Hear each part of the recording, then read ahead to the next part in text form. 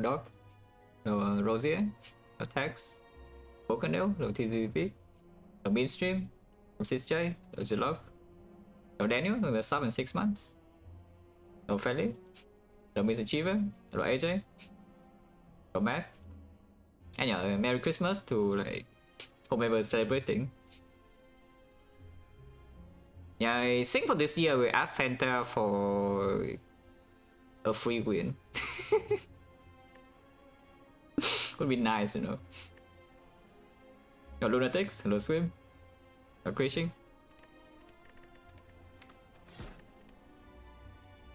If I lose, then Santa doesn't exist. You know, you heard it here first.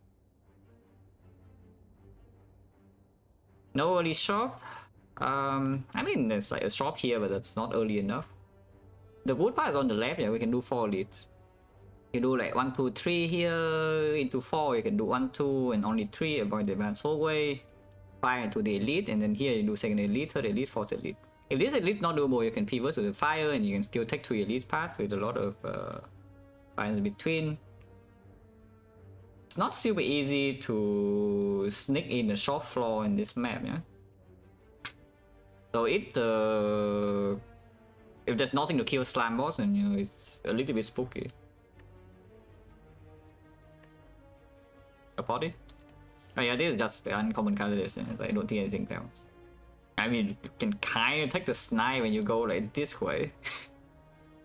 Take the snipe and go 1, 2, 3, 4 question mark, and you snipe the burn elite and you go bomb bomb. Don't know why you could do that when you really can.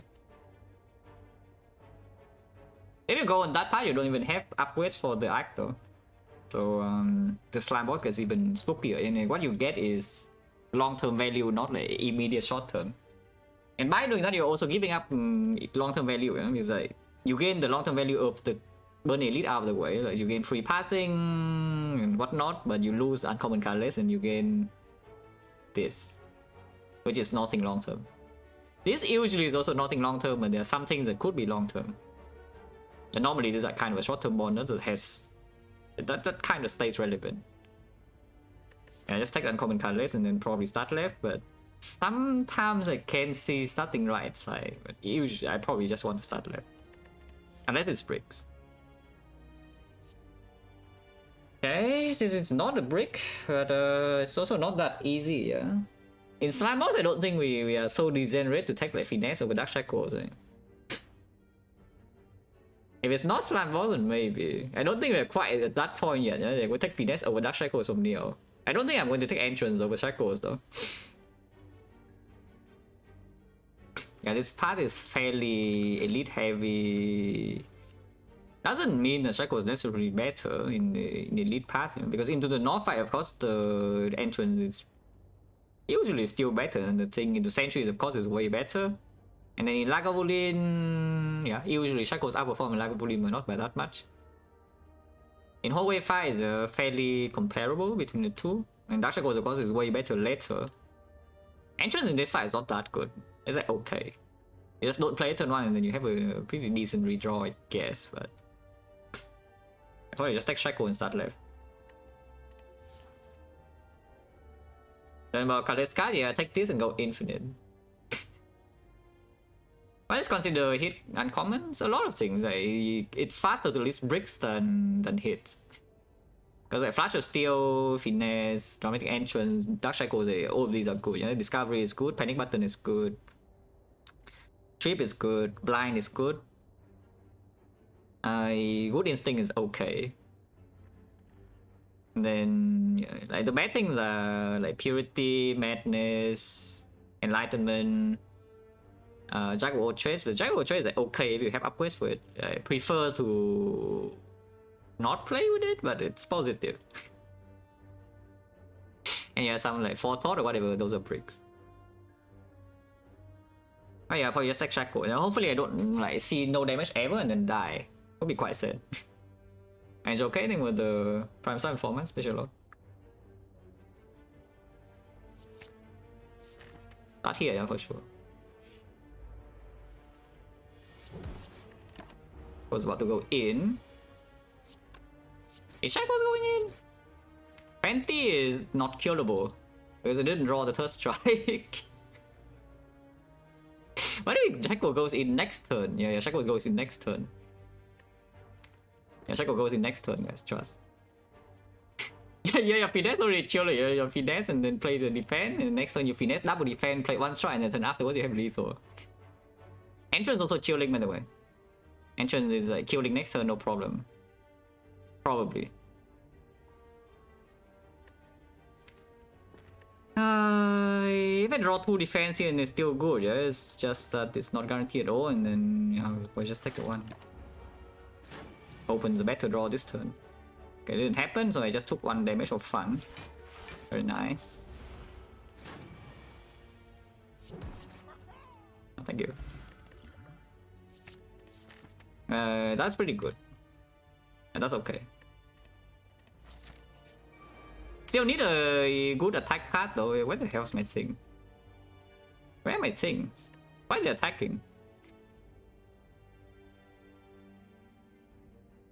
Oh, that's pretty rude because normally this is a hallway fight that you can heal in the easy hallway. Yeah. Like normally this is a fight that you can maybe heal in. No, not anymore though. We cannot heal now.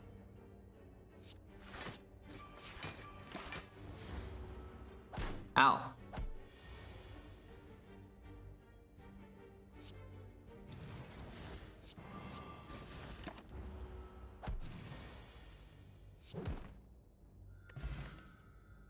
The Iron Wave, yes. Well, that's exactly what I need in this side. The Iron Wave. Yeah, with this 4 lead fight, I think it's not time to, especially into Slime Boss, it's probably not time to play and no shop. There's no freaking shop, my potion's the next potion, which by the way works with the Iron Wave. It's a Slime Boss cycle with HP better, and there's 4 leads, the long-term value is also a little bit better than usual. I think it's no time to attempt to go infinite from 4-2.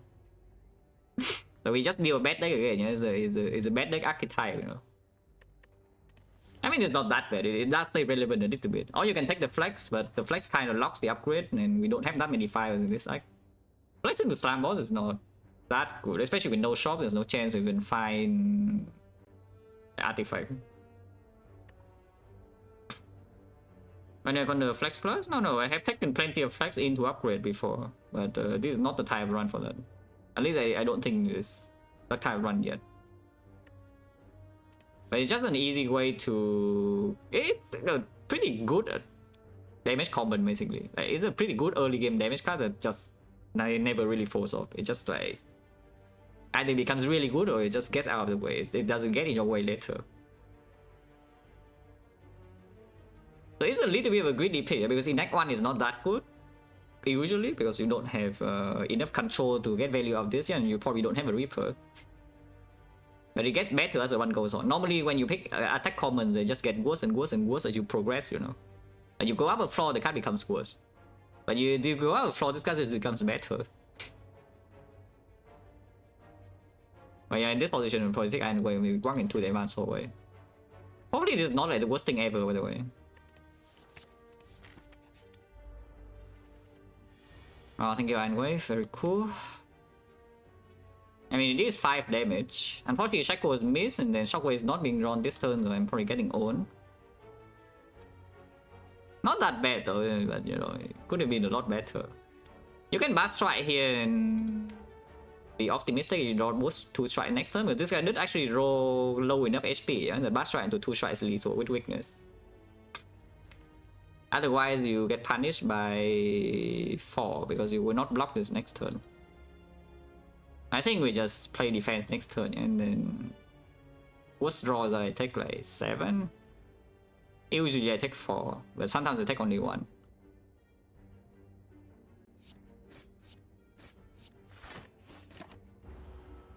That was a decent redraw. Okay, I take only 1.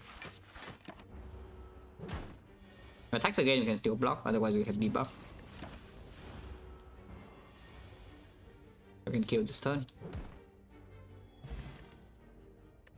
Anger. The Shaco hasn't done anything, by the way, just so you know. Like, we probably just block the enemy or like... I don't really see this angle doing actually anything, unfortunately. On the other hand, I do see a plan against the North is that we play Metallicize and play Iron Wave with the next spot, and then play Shockwave is Weaken, and then I just stay there for like 6 turns. Against Lagavulin, yeah, set up the Iron Wave, no, not Iron Wave, set up the Metallicize, set up the Shockwave, and then just play Strikes. And with the next spot, we can block it for like 2 cycles. Before you go to -4, hopefully it dies if I spend a lot of energy on attack. Oh, only 6. Vulnerable is pretty strong, probably, I think. Vulnerable is strong, right? Like, it's kind of like you have a strike dummy, you know, the North is permanent, permavon.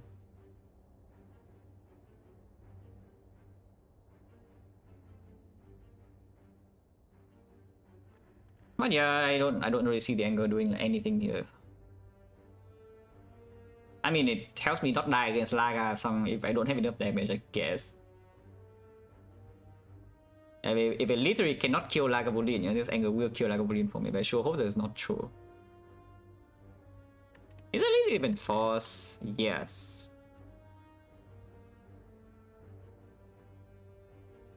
As I can't have any attack. As I can't actually have any damage card.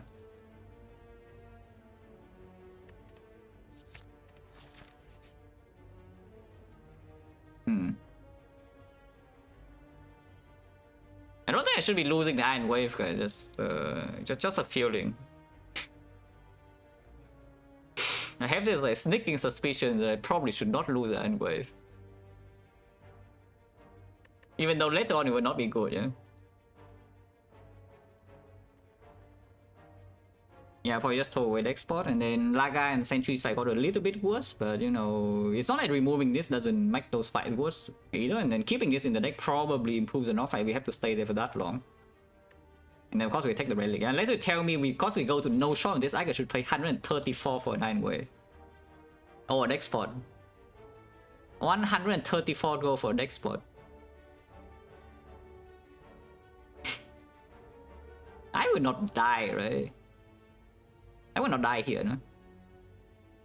And then if you keep the gold, maybe sometime you can go here. It seems a little bit weird to go in here because you lose an elite, you also lose a fire, so you're not safe and you also spending gold badly. If anything, you go to this fire, yeah. Not this fire, this shop. Like if the slime boss still not there, at this point we can go to the shop to, you know, maybe kill the slime boss. I would never die. Holy invincible. One strength on the Watcher, invincible, cannot die. I think, maybe. Yeah, this is not the worst thing ever. Is that true? We have Dark Shackles and Weakness. What if we just block this guy? Block. Yeah, like Dark Shackles and Weakness and Iron Wave. This guy is like so done, guys. Unless he entangles me, stun, and then he's not so done, but he's still weakened, so it's not that bad. Please just attack. Yeah, thank you. Holy. Yeah, complete loser. Should I even play this? It's 1 more damage, okay? It has to be worth it, yeah? Can even block next turn and still weaken. Wait. Okay, it's dead. Actually, even if I cannot kill it here, I'm not vulnerable. Next turn it's still weakened. You have Metallicize, I cannot take damage.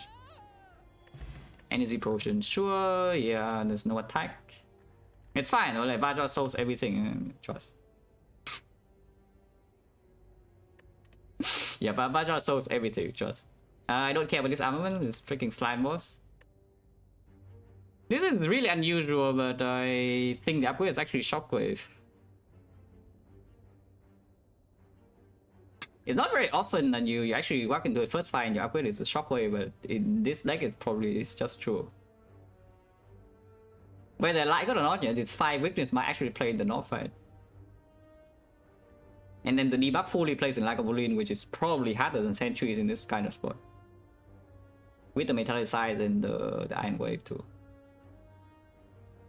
And then it's not even bad in Slime Boss, and the upgrade is just good later. We just upgrade Shockwave here. Keep this and upgrade Shockwave and then run to the elite with 4 HP. Point chance is 40%, yeah. I can run here if... I don't know why or not you could do that, but you know, you can run here.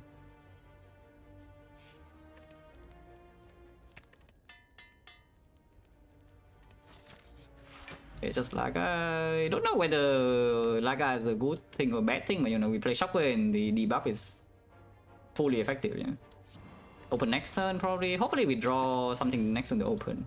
Otherwise the debuff still stays relevant, but opening now is not too bad.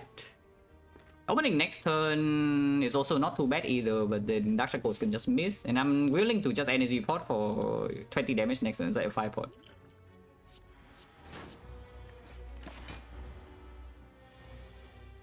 Yeah, no matter what, we cannot weaken the first attack second cycle anyway, yeah. So this weakness will not really be... I can energy pot here for 20 damage. I think I should. 5 pot. Yeah, full block. Excellent, still weaken.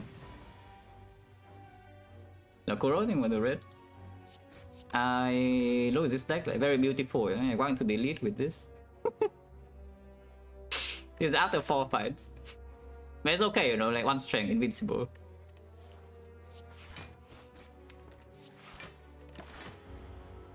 Yeah, full HP, full HP. Yeah, no reason to bash, so we just play 3 strikes. And it's dead next turn. Yeah. Low that, there's no problem. Wow. At least we get another relic here. No potion, yeah, by the way. So potion change now 1, 2, 3, 4, 5, 50. Holy damage. Oh god.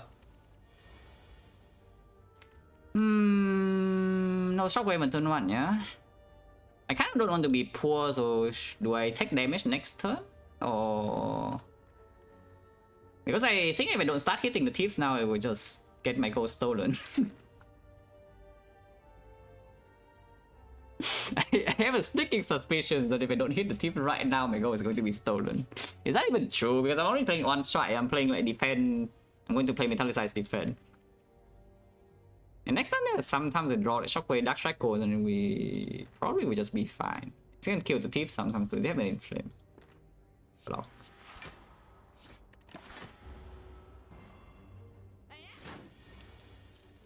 Oh, that's a problem.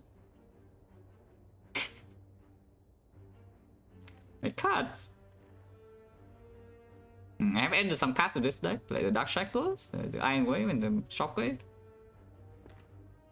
Apparently I'm poor and also dead, yes.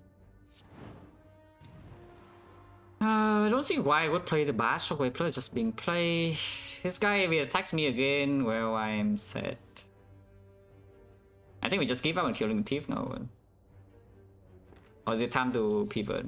I'm going to play defense. I'm not going to bash this guy or bash this guy. Whatever, just get my gold stolen. It's fine.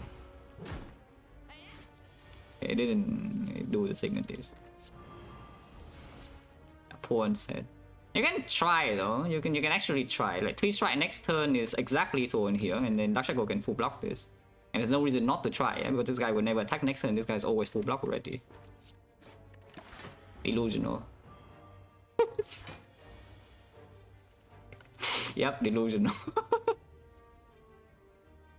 But 3 strike you could exactly kill. And we would take 0. But you know, it's fine. It's fine to dream once in a while, guys.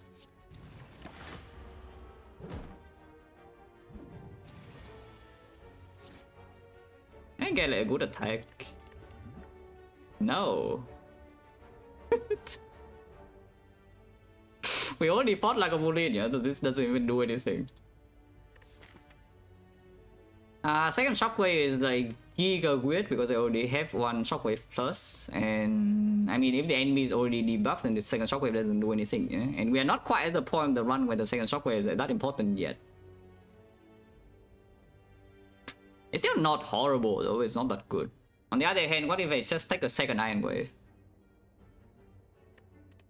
Like, what if I just take second Iron Wave? Or I can skip. I think we kind of need to draw in flame early in some fights though, so probably skipping this, yeah. Skipping over Shockwave is extremely weird, but I don't even want to take it here. Maybe it's dumb. It could be really dumb because they are... Yeah, we don't actually need to play the Shockwave plus in the Slam boss in first cycle, yeah. Because sometimes if we draw like Shockwave plus Metallicizing Flame, we just like to play 2 powers and land second Shockwave. And of course, you can Shockwave plus the first cycle to get the split, and then still have the Shockwave minus and the redraw, and it's just good for the split after the split. We already fought Lagavulin, no? So I don't even, and we have a Fear Pulse, so I have no idea what the second Shockwave is doing in these floors. Like the elite floors. I mean, this floor maybe still does okay, but Lagavulin one Shockwave plus is already doing enough.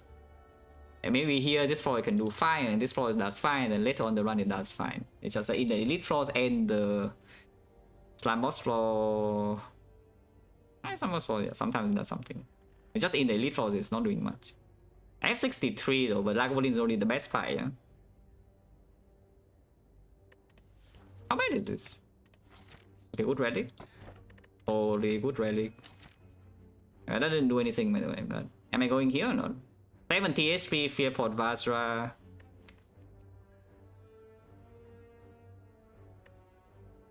Sentries is pretty annoying, but they will be vulnerable. And they have Metallicize. And right now fires are not even good. You know? It's like I can go here fire and I will inflame or what. But then we can just avoid inflame here and then rest here still and then go to this shop. And we're fighting elite. Sentries. Shackles. I mean, Shackles can be relevant, no? How important is this Fear Pod? Because, I mean, I do see that if I draw like this is not fine, then the Fear Pod is still good. But how important is the Fear Pod? Because we could Fear Pod the... one of the sentries right now. Seems a little bit weird with 2 Shockwaves coming, no? Hopefully this fight is not so painful, yeah, because it will probably be a little bit painful. Should probably still hit this guy. I'm sure there are some thresholds where hitting this guy is better, but I'm also sure that there are a lot of thresholds hitting this guy is better, and missing the kill is like way worse than wasting 4 damage later on. I should just try here, Dark Shackles, and keep the Fear Pod probably. Point change at the moment. 1, 2, 3, 4, 5, 6. Only Dex and no Dex Energy and Fear, so 40%. Yeah, yeah, it's 40%. It's just only against Norm, yeah? I guess against Slime also sometimes we can do something, but not likely. How often does it actually give me a kill here? It means I will just not play Shockwave next turn and withdraw it.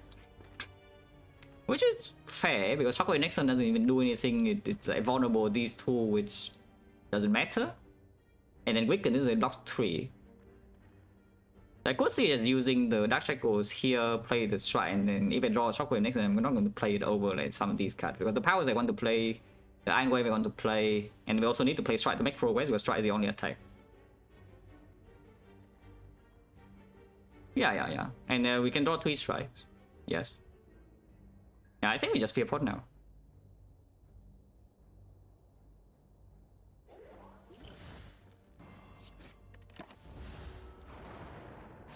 Because if this side goes so badly, we cannot even fight the next elite, you know? Yeah, like 2 Shockwaves here. But here we have exactly 29.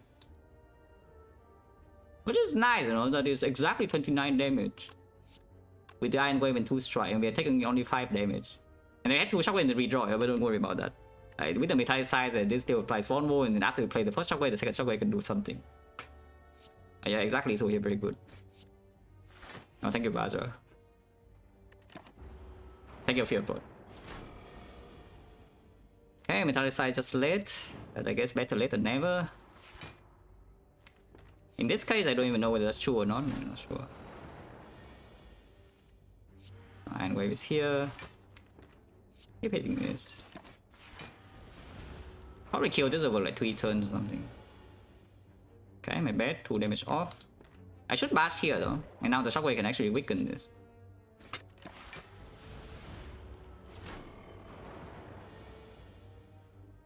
I love sentries. My favorite fight in the game is sentries.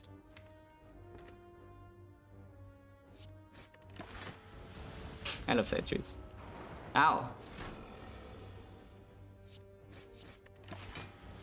At least this turn it cannot take damage because I always draw Shockwave Defense. It cannot really hide from me. Shockwave Defense always happens. Hopefully I can kill it before, you know, get hit. But any strike is killing any defense full block. No potion, minus 50, relic does nothing, very good. It is not exactly a slime boss attack, yeah, also not exactly good with strength. On the other hand, here's the anger. Which is absolutely better right now.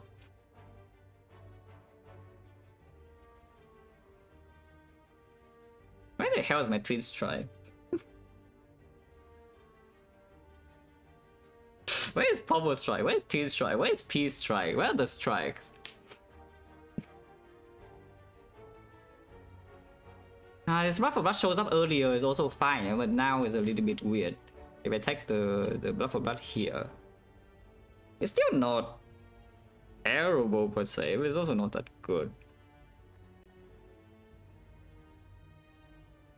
Power Strike, they actually 4 common strike, that's crazy.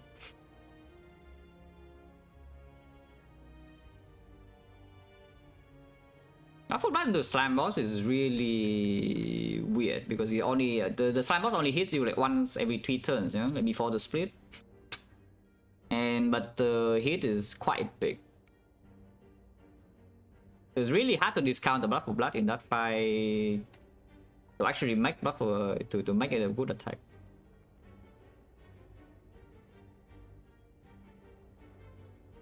And we just fought the Sentries too, which is the best fight for the Blood for Blood. You know?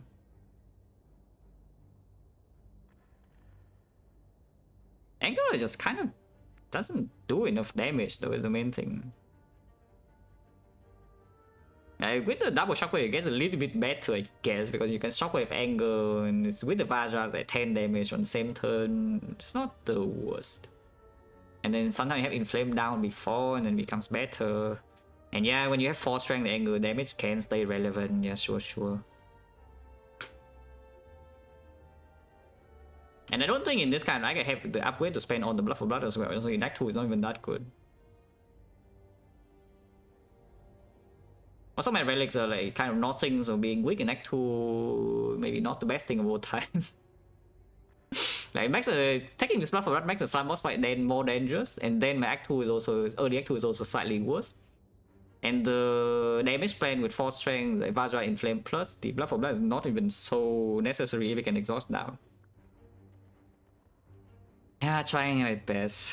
This Blood for Blood is just not it though.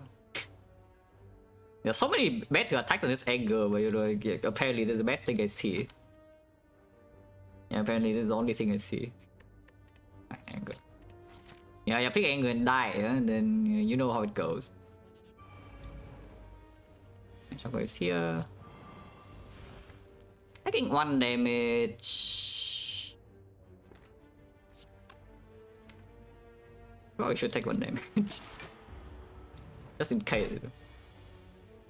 Okay, should not have taken the 1 damage. I'm stupid and bad.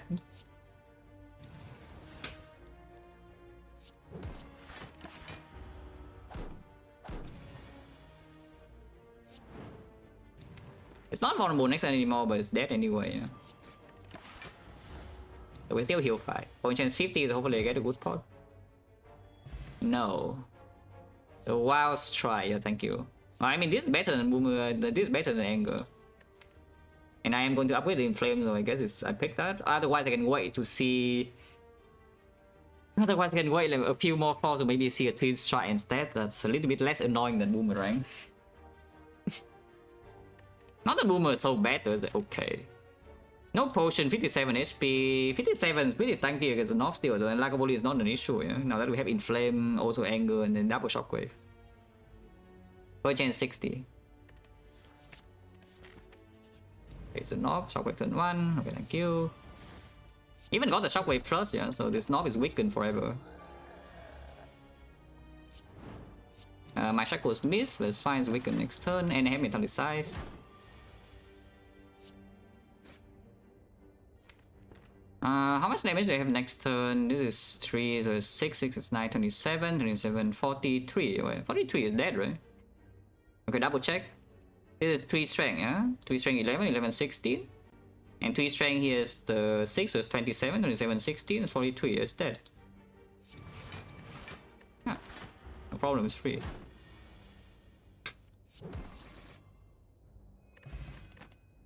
No potion. The emulate. First AoE is also the best AoE. The annoying thing is that it makes my deck worse later on compared to this.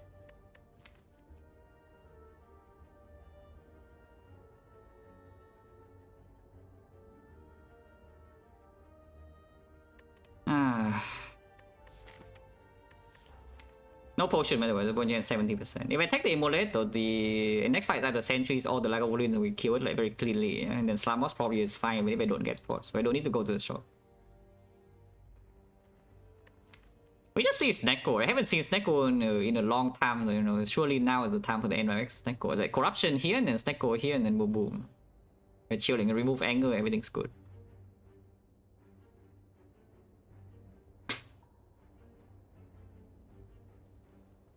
If I would tell you something about Taylor is that his tips are intentionally reductive a little bit for newer players to digest, yeah. But don't misunderstand him basically. Don't misunderstand and don't misquote. But he normally tries to keep his tips a little bit more simple for the newer players to digest. So I just use them as a guideline. And then develop your own understanding.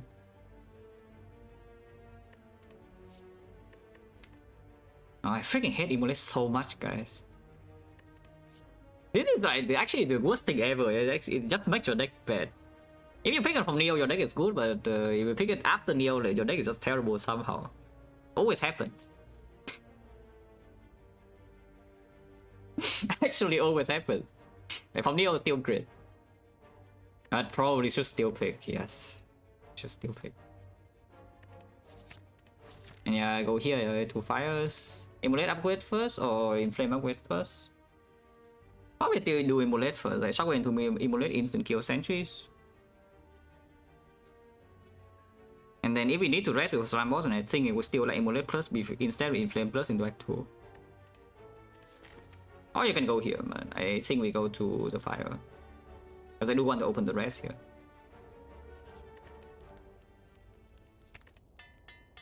Oh, this deck is like terrible vibes, by the way. If I see that Pyramid or Snecko, the deck has good vibes again, but for now, the deck has terrible vibes.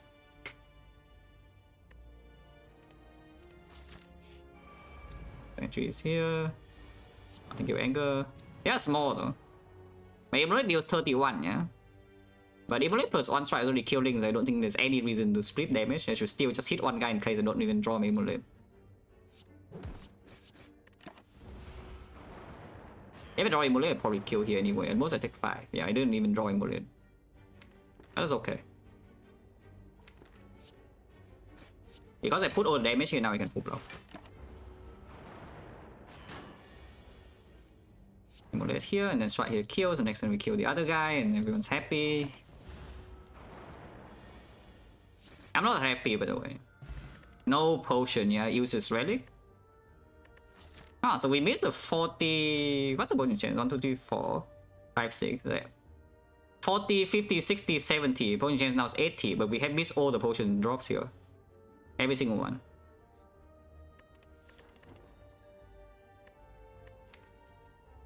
The bad vibes continue. This deck is really annoying. Not that it's so bad, by the way, we're still strong enough in early game. In fact, we're probably strong enough for almost the entire Act 2. But it's very easy for this kind of run to just force off a cliff if you don't find something broken from the boss rewards. But yeah, for now we are still fine. Early game should be strong. Don't really care about this. If anything, Warcry. Am I resting or not?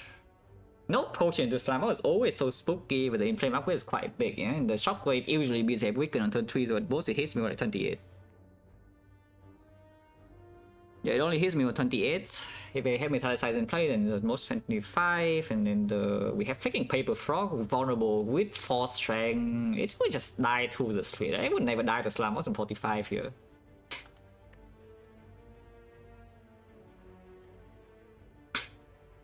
Emulate after Neo? No, that's exactly what the Emulate from Neo does to you. Like, you pick Emulate from Neo, you know, your deck has no attacks and then it's good. Look at my deck now and tell me, like, how many attacks I have in my deck here. And there's also an Emulate. Isn't that terrible? Like, all of these things being here. But if the Neo is Emulate, yeah, like all of these are not even here. Like maybe this one is here, I don't know. But this is not here, this is not here. I don't know whether this will be here or not. But probably we add like just one more attack, so it's only 2 removes. Yeah, skip. Yeah, Simons would never kill me here, right? Right. Simons would never kill you from like with freaking 4 strength, permanent debuffs, paper frog, Emulate plus, and 45 HP. That would never happen.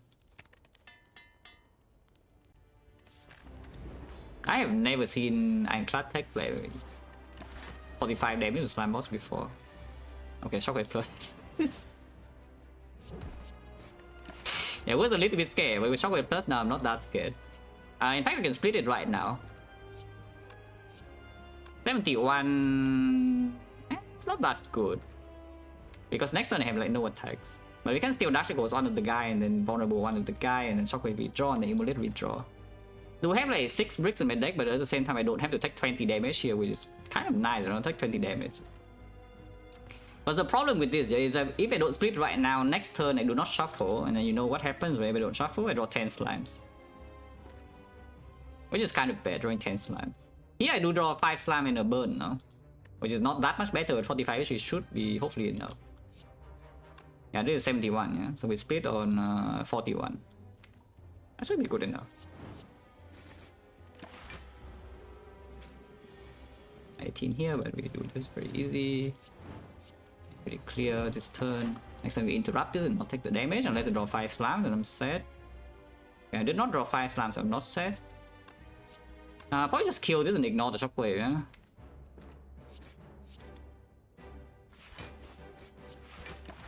Okay, we are fine. Probably. There's still a way for this to not be fine, but you know, I think we'll be fine. 12 split, and this is 10 each. Emulate of course kills instantly. Otherwise I just take like 6 here, but if we can kill one of them next turn, we probably also only take 6 at most, unless I do 12 and also don't draw these on both. Yeah, of course we split. Okay, all good. Oh, the best AoE card. It missed though, so I take 2. Yeah, it's fine. Fear Pawn, that would do something. Yeah, second Emulate, that would definitely do something. Okay, I break the rare card, so that's already one of the terrible things that could happen. Yeah, it happened. I didn't see Reaper, I didn't see Offering, I didn't see... I guess Feed Fight at this spot is not even that good. So like Corruption, Reaper, Offering, Feed, yeah, those would be the 4 things that are good here, and we miss all of them. So that's great. Boss Relic is not like the worst thing of all time, but it's annoying because the deck is too bad to take this. And the deck is actually too bad to take this, so we have to settle with the Hammer. Which is fine, you know, the best energy still probably, but again, uncomfortable. You having the big energy relic, what the hell is this? Why should we be forced to take energy? That's like crazy. Yeah, sure. This deck is not good enough to take catch.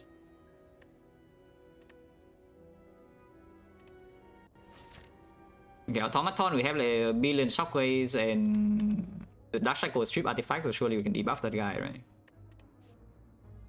XecnaR, the position is not even bad yet. It's just that this position can become bad very quickly, which is why I'm annoyed.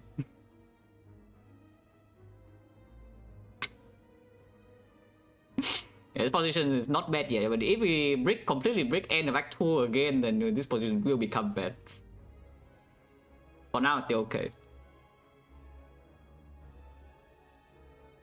Well, I would like to fight Burning Elite. I think Burning Elite does mean I cannot go to early shop though, but we can decide here whether I'm strong enough. In fact, we can even decide here, but if I go here and then not fight the Burning Elite, then we have one Elite Act 2 with Fusion Hammer. That's horrible with this kind of deck. So we'll see. Hopefully I can fight Burning. Any Shockwave Amulet? No. Shockwave Shackle is pretty good too. Though. Still taking 9, but it's not the worst thing. Any Amulet? No. I mean, again, we are still killing this, so it's fine. And taking 0. Shockwave is good though. Shockwave is good. Thank you, Amulet. Just in time, yeah. Draw Amulet, the T-Strike end instantly. Upgraded? I mean, upgraded attack. Ah, okay, okay. Vibes have improved a little bit. A little bit. A tiny bit. We probably can't fight burning now, I hope. I hope that's true. Yeah, and you see, like, if your deck is good and back 1, you already won this run. Because you know what happens when you have a good deck and the back 1, you take the cage and now you take another remove and then you go infinite. His deck sucks though, so we have to play fairly. Why is the game forcing me to play fair again? What the hell? Why is this allowed?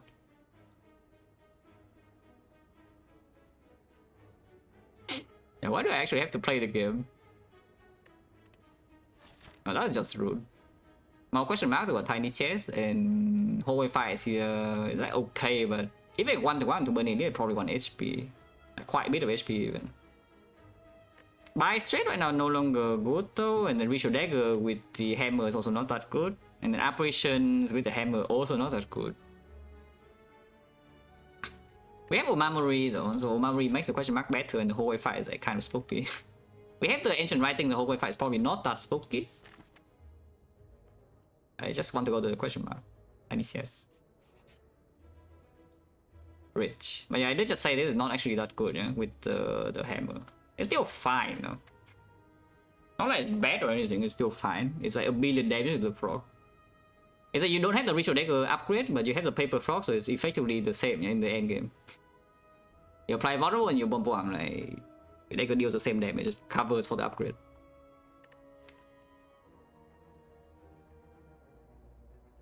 It makes the bad vibes deck even worse though, you know. The vibes just keep dropping. I mean, the vibe just went up, but now the vibe goes down again if I take this. Ah, it's fine. The baseball. I can strip all artifact on the baseball right now, or I can do something else. We can trade 20 damage for 2 artifact strip. This character is the best dagger character. Defect for sure. Yeah, definitely defect. I mean, unless you want to count like Watcher, but for basically for the impact in the run, yeah, so it can change the losing run to a winning run, then probably is defect. Dagger is just strong. Dagger is like, of course, very good on every single character, but if asking like the run is losing and then you pick the dagger, the run suddenly winning, then yeah, defect is probably most often.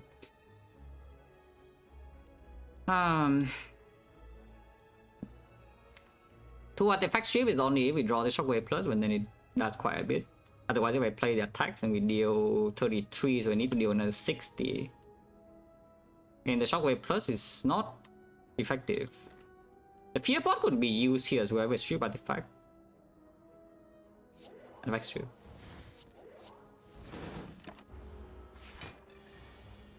Okay, we can bash.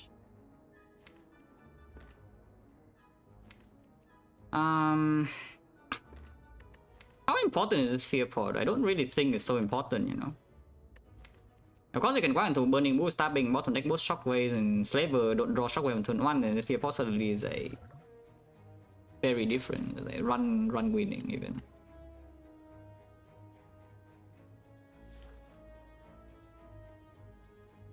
If I just Bash Strike, for example, 9-17, yeah?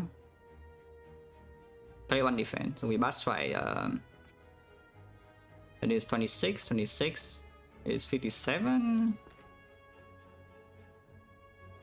57, Emulate does not kill, and then we can Emulate Dagger. Dark Shackle is full block next turn, Shockwave is still blocking a bit, Defense Plus is doing okay. I think I should take 3, but save the potion.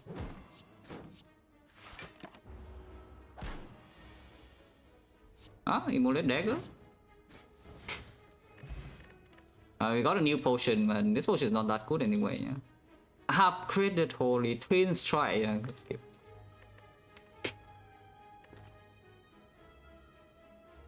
This potion is actually good against Automaton, is the thing. But I think if we are running into Burning Elite, I should not be thinking about Automaton right now. Yeah. And we are probably running into Burning Elite from 66. It does mean I need to fight 1 Advanced Soul and 2 Elites before making it to this fire and the shop. But Ironclad would never die here with... I mean, we have +2 healing, so we have 78 and 3 flaws. With Ancient Writing, there's no way we die. Right? Ha! Countered.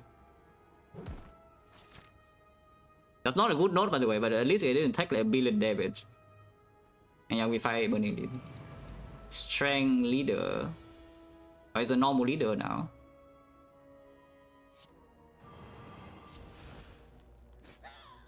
Oh, am I strong? Like, is she weak or am I strong? I think I should be strong. I think I should be strong and not making her weak. You know? She's already weak in 5 turns. I just kind of just want her to die. You know, Ebola just boom boom, and we'll boom boom again. Reach your dagger. Sure. She hits me, we have Dark Shackle sometimes as well. Here's Immolate. And there's no reason to play Metallicize, so we just like rush the kill. Because she resummons here and my Immolate is already missing.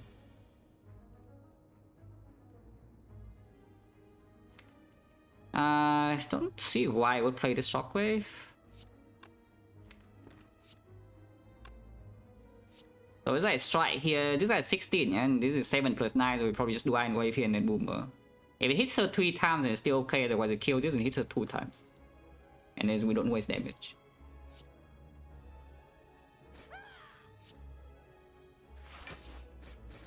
Okay. And the next one we usually have lethal. With dagger, I mean. We always have lethal, but yeah, we have lethal with dagger, that's good. So no damage taken, Burning Elite, no potion use. I get dagger stack and heal 6. Very good. Chilling. Hammer sucks though, but you know it's fine. We're chilling otherwise. Another one. I mean, it is good against Automaton. To be perfectly fair, it is still good against Automaton, and we do have the frog.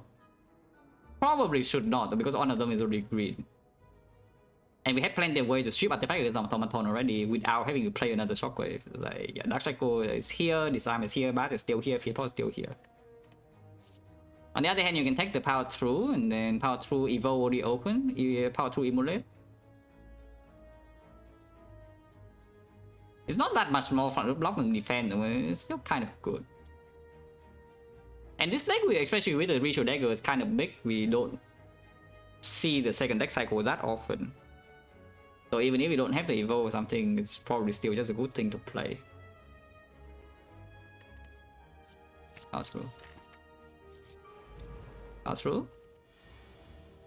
Oh, dagger is probably not landing in this fight. We don't have a headbutt.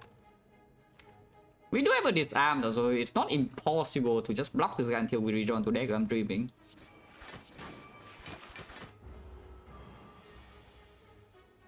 Am I still dreaming? I mean, even if I'm not dreaming and there's nothing to do this turn, you just take the hit. And we have Meat on the Bone anyway, so there's no reason not to get dagger here with the beat and the fusion hammer. Like, we're staying here until the dagger happens. Hopefully I don't have to take too much for it. Okay, Shackle's here, Disarm's also here. Shackle's now, right? Because when he's weak, Metallicize 1 defense plus also full block. I want to put him a little bit lower. Not too low that I cannot play Iron Wave, but a bit lower that we can kill whenever we choose to. Drawing O defense here is not good, by the way, but hopefully we draw O defense. I did. Echo is how much? It's freaking Wiccan and Frog. Wiccan and Frog, I think is a divide by 3 thing, right? So Dagger is how much? Dagger is 25. 25 divided by 3 is 8, and then because it's not divisible by 2, you don't have to -1, so it's still positive, yeah, which is 33. So Dagger already kills. If Dagger already kills, there's no reason to play Bash, because sometimes it means I cannot play Iron Wave to block or what. Probably true. Hopefully I'm not stupid. I think it deals 31. But I mean, it hits either way. You always get it in time now.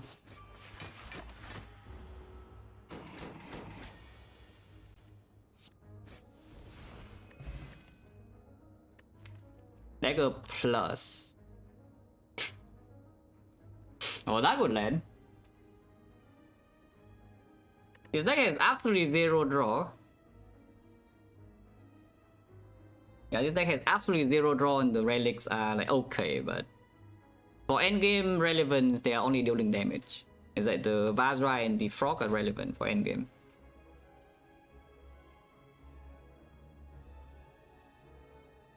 And yeah, all my base cards are already green, yeah? So this armament is only on the ritual dagger, otherwise avoiding the blast doesn't matter, avoiding shockwave usually doesn't matter, avoiding the anger can matter sometimes, but probably not because it doesn't draw.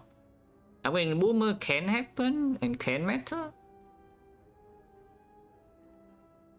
I don't like it though, I probably should not take it.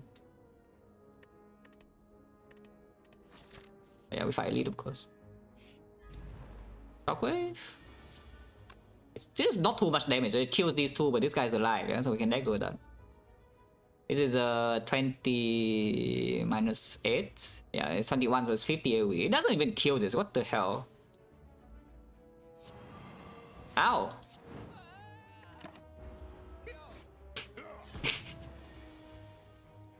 Okay, this dagger is here. Should I have done that? Maybe I should have thought about taking me in the bone, but honestly, I kind of cannot be bothered. Die.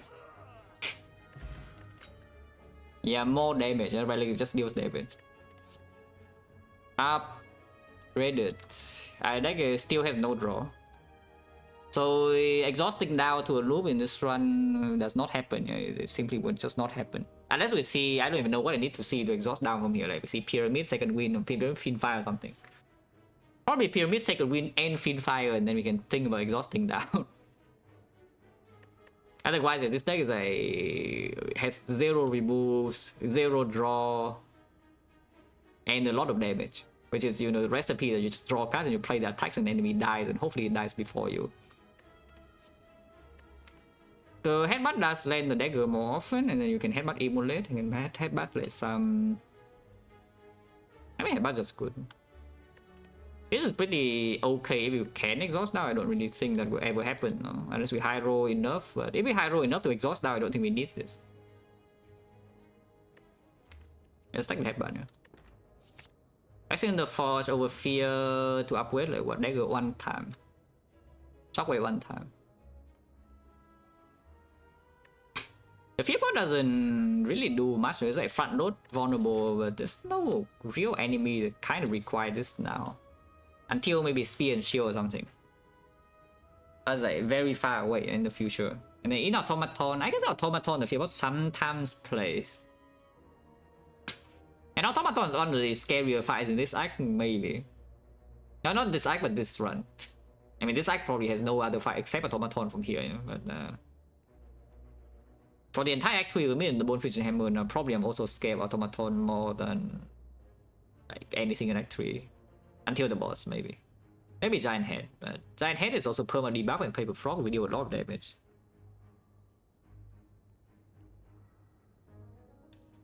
And also with me and Bone, honestly, potions are not being kept right now, so it's literally just plus 2 dagger damage, yeah? And we just spend the upgrade potion on the ritual dagger, get the 2 damage, and then drop a new potion at some point. Because we see a better potion, this is just gone, you know? So I'm just losing 2 dagger damage if I don't take this upgrade pot right now and just upgrade the dagger in the next fight. Upgrade.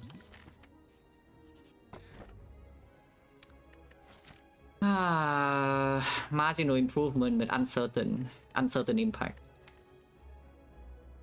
I do have tiny chests though, so I have more choices than usual on what to key. I think this relic is good enough. It's just for the rare card alone, it's probably good enough. Over like, it's not the worst out of the 3 most of the time. Yeah, we can see this relic is relic on tiny chest and then the Act 3 chest. And out of the 3, then you pick the worst one to key, and I don't think this will be the worst one. Recall now. We could see rest at relics, and I don't see any reason to like really rest at this floor. Also, we are going to spend a lot of gold here. Hopefully, become stronger. Oh, wizards. Don't think I want to headbutt the strike. Do I want to force her to attack next turn? Because next turn, if she attacks, it's not even that big, yeah. And then hopefully we draw Immolate by turn 3 so we can ignore the wizards completely.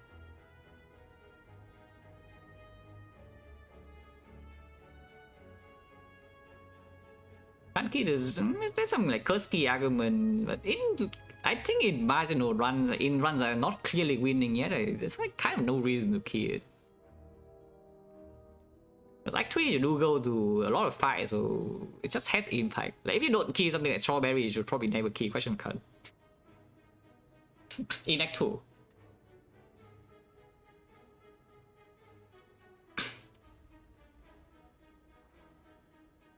Oh yeah, what if we just let her attack, you know? She's still weak and next turn is only 24 damage. And then Dark Ghost can be drawn. Turn 3 she always buffs the... Unless I draw Immolate on turn 2, and then she can resummon turn 3 and then hit me, but this is a lot of damage still, it's at 34 damage. And then I'm just wasting damage for... Immolate. And then of course worst comes to worst, I can always gamble, so I can never like, exactly die here. I think we ignore the wizard and just let her attack.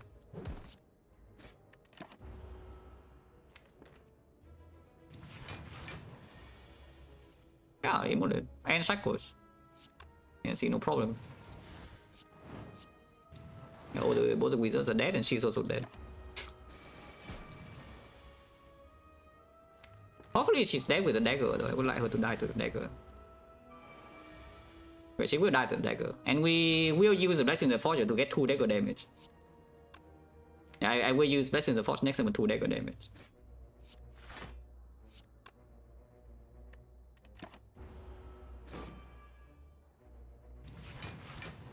Because I don't think I need this in automaton. Hopefully it's correct.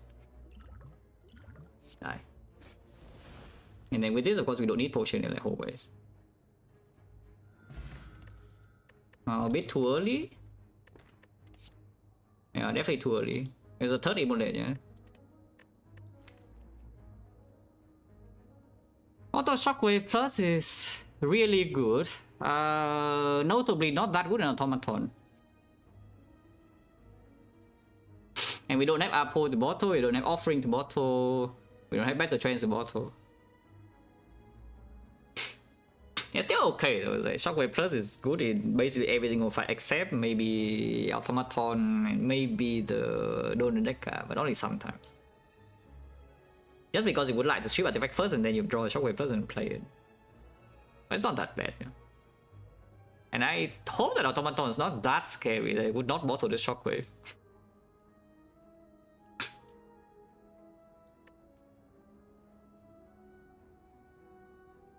The intention is shoot.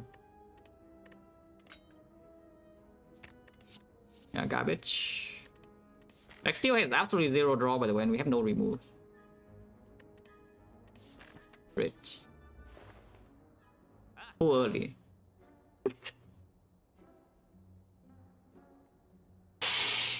Yeah, you see what I mean by too early? Yeah, it's too early.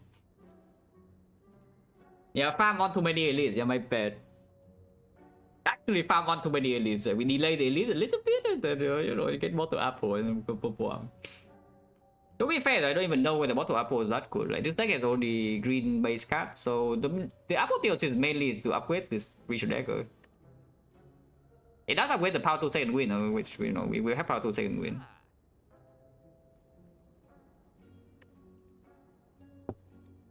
I mean, second win just bought, yeah.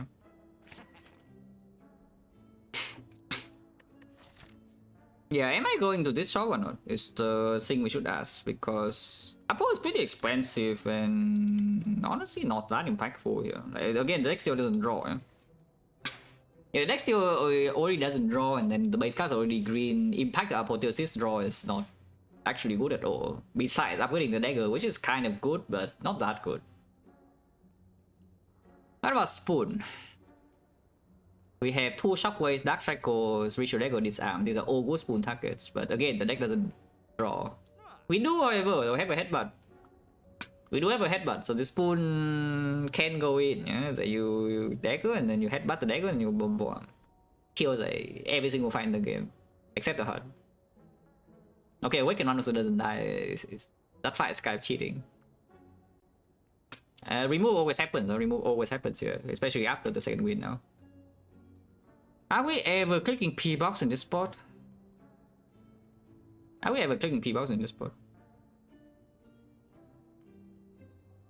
Because if the question is no, then probably should still remove Stride over Anger.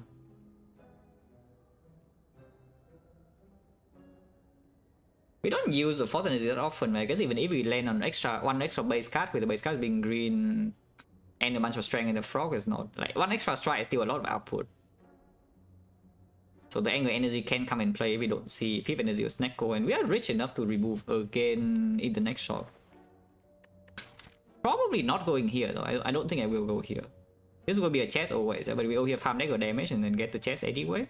Get the question card. And then we go actually short free parting. Iron Wave, you can remove Iron Wave. This card is but the thing about Iron Wave is that if you got to remove this, is probably just remove Anger. I don't think the 4 block, the 5 block is decent, no? And we are never clicking P-box here. I could click Lab, but Lab doesn't really change its remove target. Okay, I'll just remove the Stride. I should buy one of these though. Which one?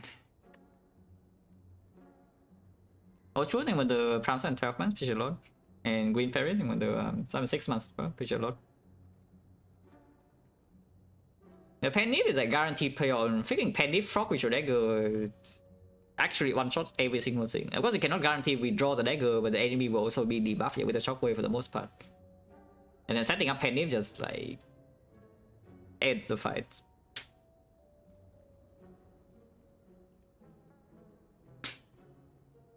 And then corruption. If I see corruption, I mean we have power to second win.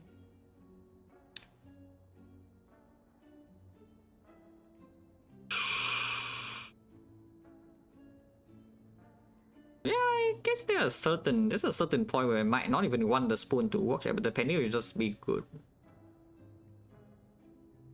Of course, the spoon makes a ritual dagger a lot stronger though.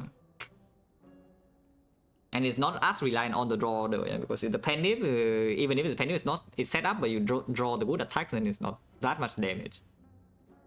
Of course, the spoon dagger can also just never ever land in your set, but on average, you do get a few more stacks. Probably still take the penny though. The funny thing about the spoon though, is that you can shockwave automaton turn 1 and then headbutt the shockwave back where you get spoon, and then the automaton actually gets debuffed like 5. Yeah, probably not. No, probably just take the penny. I don't think I should be buying a potion here. I hope that's true. The automaton doesn't just kill me. Yeah, we save go, yeah. Like, not rich enough to go here. You could have skipped the penny and go here also, but I think I just want to fight. And we go to actually short.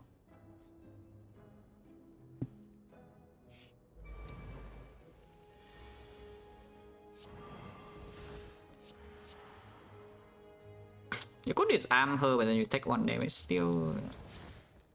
And I mean, Shackle always goes here anyway, so it doesn't really matter.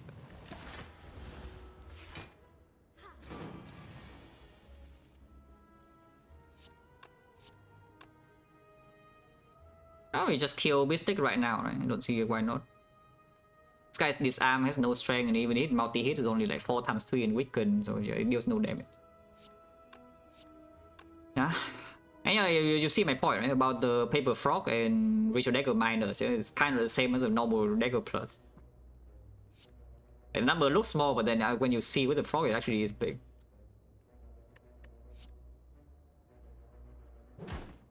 Die.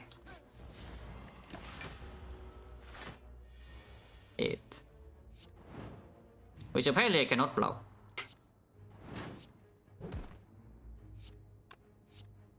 Ow. Yeah, 3 times 3. Fear pause back. Third shockwave now. How is that? With the bottle already, no way. It's only good in a fight that has a lot of artifact. But the second shockwave already applies Vaughn, yeah? And we have this to strip as well. There's no way this is actually good. This is minus, and minus is, yeah, probably not. Without Dark Embrace, without Hand Field, there's no way to really exhaust down anyway with this in time. Skip. Yeah, chest is here. Oh, this is definitely key though. Yeah, so this is probably hopefully the worst relic out of the 3, that we can see a good relic in Act 3. This is definitely, but question card's definitely better than this. Maybe. Oh, yeah, we can key this now. Pause rest.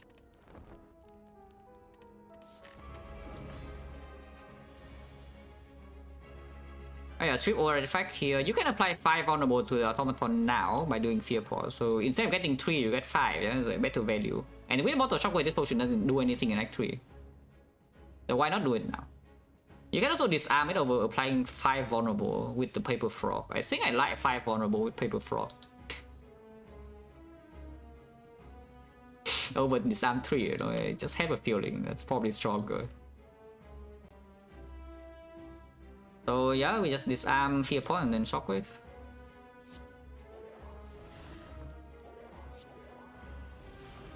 $63, we hopefully can land it later. Not still be easy to land dagger here. No? Immolate is here. Stupid bad. Penny on 8 would be nice, but now it's not. It's stealing one of the uncommons. I would like to not steal this. Everything else is okay. Inflame would not be that good, but you know, I guess it's fine.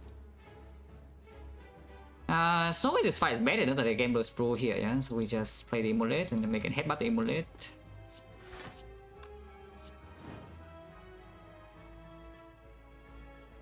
Playing here does mean I get Panic immediately next turn, that's not even good, because sometimes we can headbutt and then Panic the Ritual Dagger. That doesn't kill though. That 8 HP is 8 HP, okay, fine. 8 HP. Because we do need to consider if this guy steals like Shockwave, sometimes it's not. Yeah, or this guy steals Shockwave, yeah. Then we don't have the weakness for Hyper Beam. That's not true because I can always kill this and get the Shockwave back and then weaken Hyper Beam, so I cannot die to Hyper Beam. Do I ignore the minions here and just claim that the Headbutt Immolate got it? Because it's kind of like what I want to do. We just hit Automaton now. I think so, right?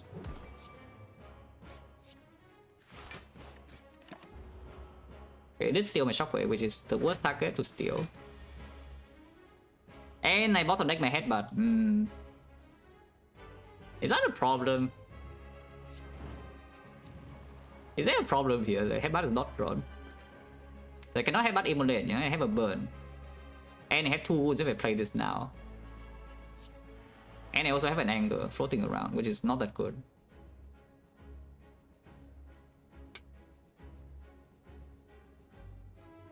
We already have 2 attacks in here though, which is 13, which is exactly 1 damage from killing this. But if it kills itself 2 turns, I still get the Shockwave in my hand during the Hyper Beam turn. I mean, there's no reason to even hit here though. So if we play anger, we should anger here. To sometimes get the Shockwave next turn and just spend 2 energy. To not have to spend 2 energy on the Shockwave on the Hyper Beam turn. And we can spend energy on defense or like some other stuff. I think I should be playing anger. Not anger. I play this 11. It blocks too much. Still have more than enough HP to survive Hyper Beam, so it's okay, especially when it's weakened. Is it dead? 66, 17. 66, 17, 83. 83, yes, it's not dead. And if the headbutt and Ritual Dagger are both here, then there's no way to get dagger in this fight, yeah? Unless you stay here for like 4 more turns or something. But then you need to block another hit. And it's not disarm, not weaken. We just kill now, right? So 68, 66, 68 with 83 is 151, 150, 145. 145 HP, so it goes down to 38. 38 and Penny is on 7. It would die, right? I do want to headbutt the stride though.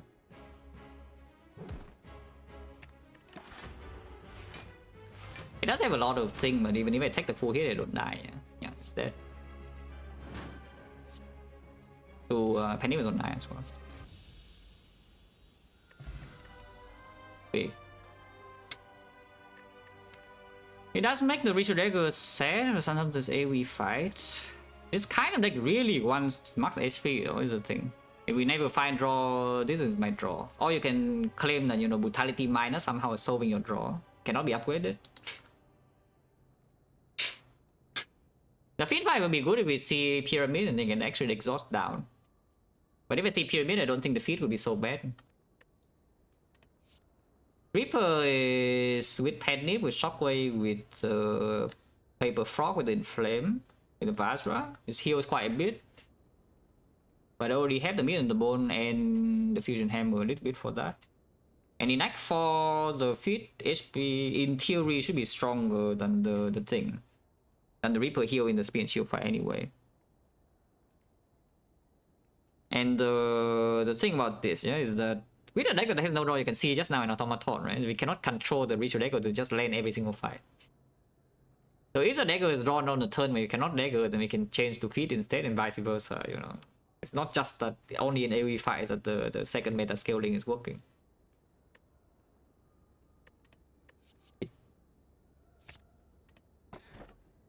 Oh, this is terrible. Like getting forced into 2 energy relics and the deck has no draw. This is like the most bad vibes at all time, yeah? with the kind of Ironclad one. The deck has absolutely 0 draw and I have 5 energy. And not even a demon form, you know. Free energy Kursky? What do you mean? Like free energy Kursky? We see 1000 gold and immediately you're set. We have freaking Million the Bone. I know I have Fusion Hammer though. So, but is Million the Bone enough for the thing? It's a lot of HP in Act 4 to be fair. And this is only if I see normalities and I also take the normalities, but then I still get the Darkstone tier up HP and then can remove the curse anyway and just miss a chest. It's probably Kursky. Because it is a lot of HP in Act 4. In Act 3 it's free, in Act 4 there's actually a lot of rest HP. And yes, I think we actually need to brute force this game with max HP in the end game, if nothing changes. And there's not a lot of time for things to change from here. Like we just have a lot of HP and we have a lot of damage and we just go bomb bomb. You know, blocking not happening. So this will actually be a pretty big downside in Act 4. This is also a pretty big downside in Act 4. This is not that big of a downside in Act 4. Unless I see the Mind Bloom, then it's like kind of annoying, but then I have 1000 gold, so it's probably not that bad. And right now, Act 3, I don't think I should be scared of Act 3 with this kind of situation. Act 4 is okay. I actually have to play a fair run. Like, so annoying. So many fair runs recently, what the hell? Yeah, imagine having to play fair. Like, what is wrong with this game? I do not want to proc tiny chest, so for sure we do like 1, 2, and then question mark here, and then see what the question mark is. If it's normalities, yeah, we can definitely go to the shop, ignore this elite, and remove the normality immediately. Only get 1 normality, and then we have a second shop here to spend excess gold. Otherwise, we ignore this shop probably and fight elite number 1, elite number 2, elite number 3, and the shop is along the way as well after the first elite. So you can spend your gold in Act 3.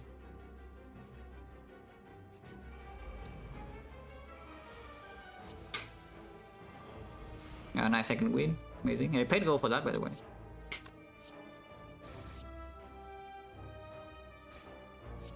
Ow! At least the dagger is doing great now. Or you can wait for the feed, but yeah, here's an example. In this fight where the stalling is uncertain, you just land the first side quest you draw. And not the dagger is quick, yeah, another fear pot. How many fear pot have I seen and how many shockwaves? Wow. Question mark, I don't really think I care. We just take the fight. I made that scaling and then proccing tiny chest is not good either way. I mean, going here doesn't proc tiny chest, so we just get, unless I see the mind bloom, and then we will probably, yeah, we will proc tiny chest with the mind bloom. Actually, no, we will not, because question mark number 1, question mark number 2, question mark number 3. Okay, I guess the next question is mind bloom good? Madness is really bad, yeah? Madness is really bad. Or workers we can fight for sure. So I guess the question is just how run winning is rolling mind bloom here with 1000 gold. Compared to like 1 extra fight with question card rewards and meta scaling. The guarantee value is fairly high, and we will go to a shop in this act so the gold matters. And we have 1 potion slot to fill as well.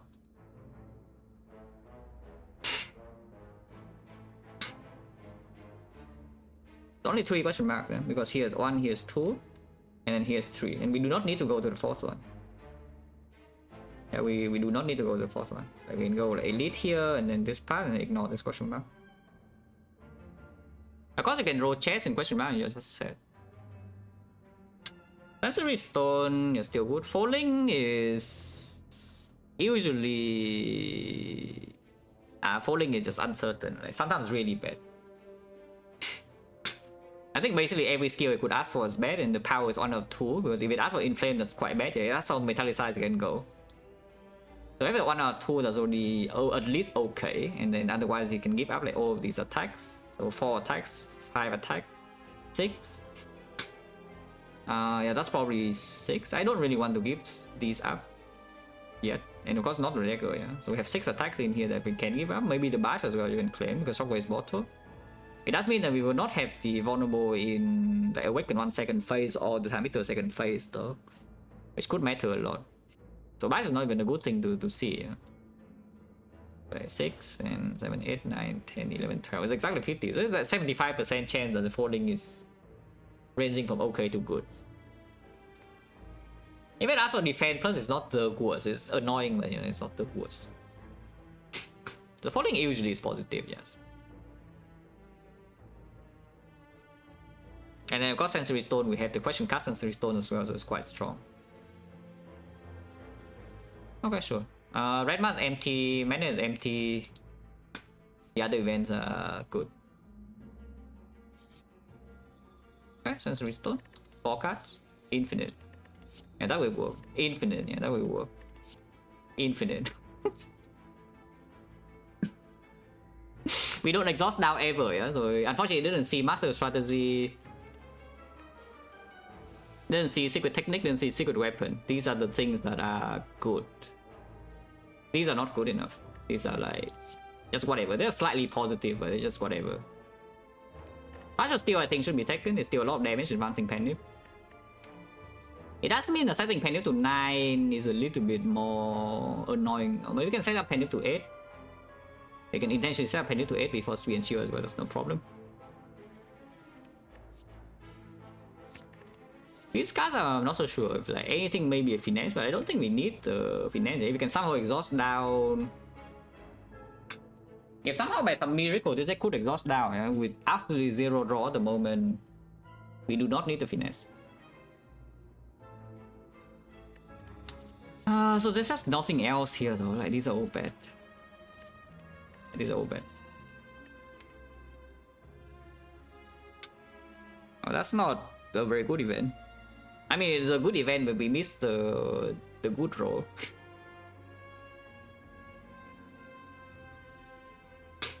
Yeah, there's just nothing here. I don't take the finesse.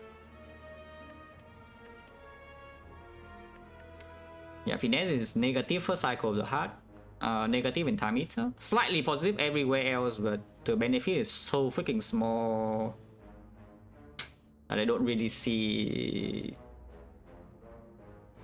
Because the fight is where it's bad at the most dangerous fight is in the run, you know.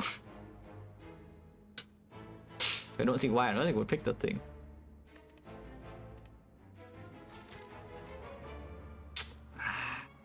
We missed the My Bloom roll, yeah.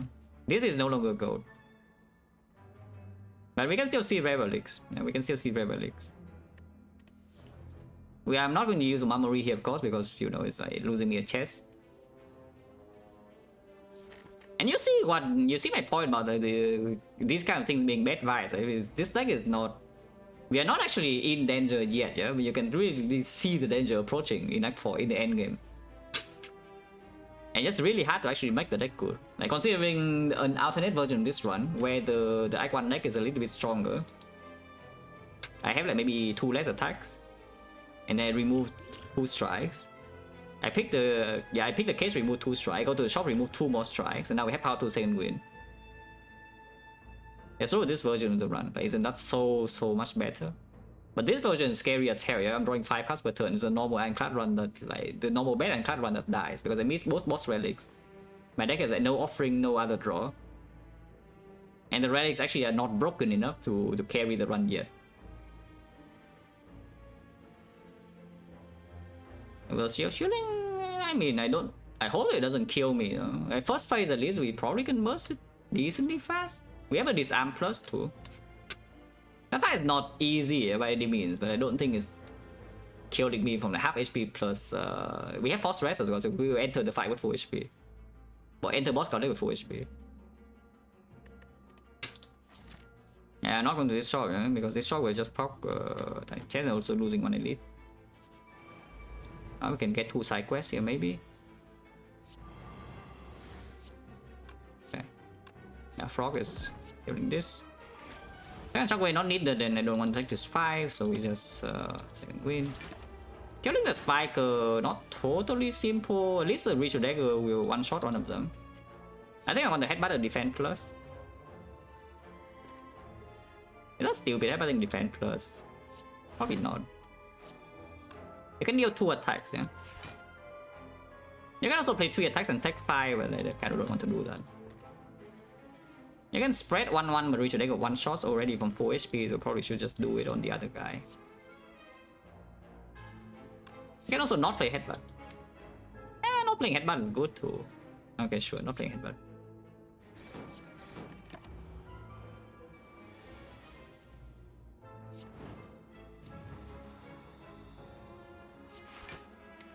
Probably should still disarm. This guy's almost dead. Even just 2 taunts. And there's no guarantee they can draw dagger with enough block to, you know, just handle this. Usually I do draw power through with dagger though. And I can Iron Wave here.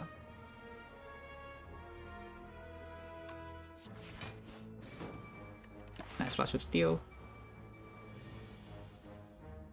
My bad.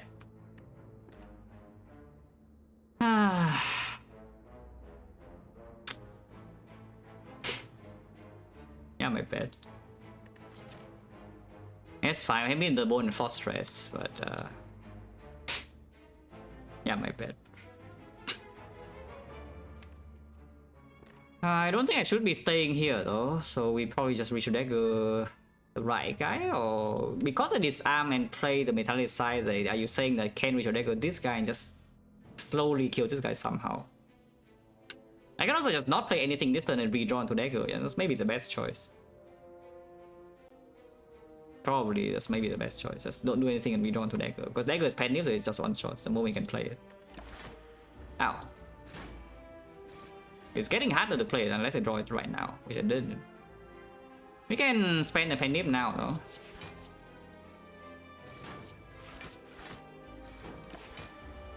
Oh, yeah, blocking 15. Okay, actually possible. It's 17, so take 1 more, but it's all good. Ow.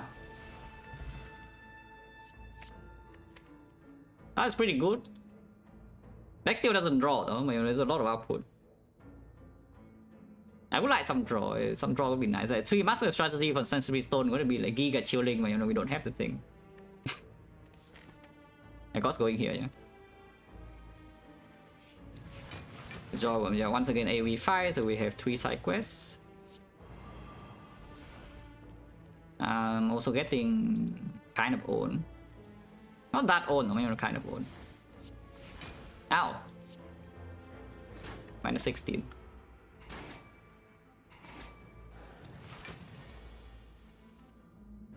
But yeah, like the draw 5 cards per turn class archetype, not exactly my favorite. Definitely not my favorite. Why do we headbutting defense plus or the second win? Honestly, defense plus should be good enough. So let's headbutt defense plus.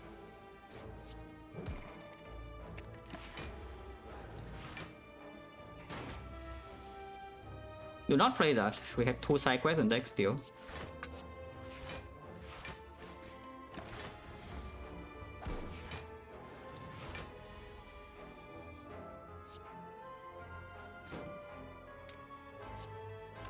Ah, it's not lethal. That is so annoying. This one I draw O block and any one attack is killing. But it's O block and the penny is off by 1.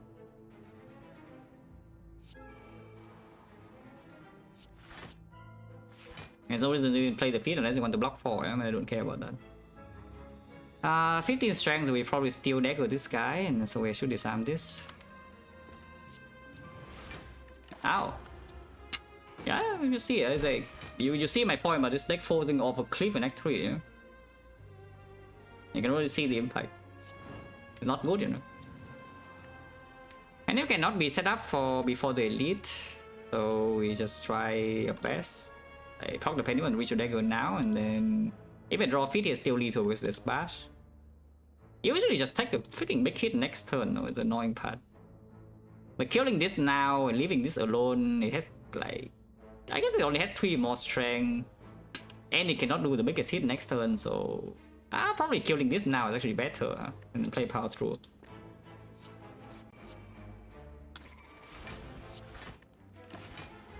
I can choose to kill this turn if I want to. I didn't draw the feat. I will stay here for the feat though. We have been in the bone, and of course we can die here, but I do have a lot of gold and still 2 potions unused. So I will stay here and hopefully I get the feat. But I could just choose to do the big attack and then draw block, and then it's too much damage to handle. Yeah? But for now it's still okay. Don't play this because the bronze skill can kill it accidentally. I guess I could bash. I could bash and go to 7 and need to attack me 3 more times, but I always draw into the feat in time. Because right now there's a risk that I draw feat and no other attack in hand and it doesn't even kill. The only downside is I cannot flash of steel or iron wave if I play the bash now. Bash.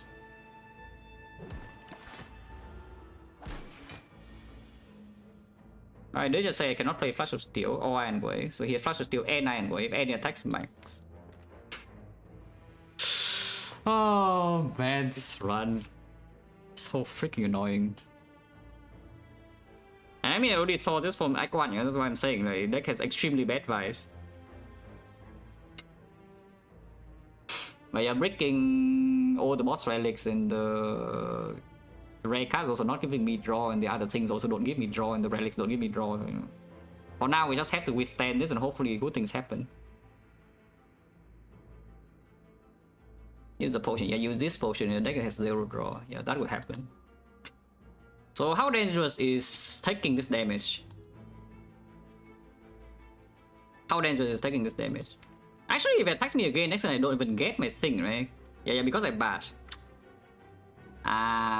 Right. Of course, it can attack me 3 times, and that hand is only 1 time. Yeah, on the turn I draw the bash, it already attacked me 1 time. So I actually only have 2 turns. If it attacks me again. Oh, that is bad. Because I could just be taking this damage for nothing then. Like 9 damage. Taking 9 damage here, we go to 23, and I heal 18 is 41. And Penny is not set up, so the elite is not even so safe, yeah. It's like giant head in this deck is kind of terrifying, not gonna lie.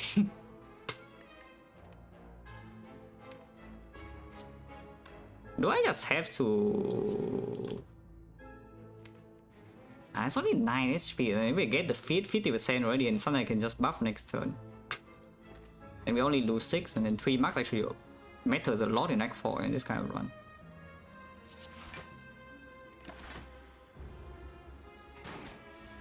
Okay, I didn't draw the thing, but I also buff, so we do land the field. At least this that. At least one good thing happened in this fight. Big. Yeah, Fear is worthless. Second go. Yeah, 4 attacks. Thank you. Thank you, Ironclad. Love you. I love the Ironclad.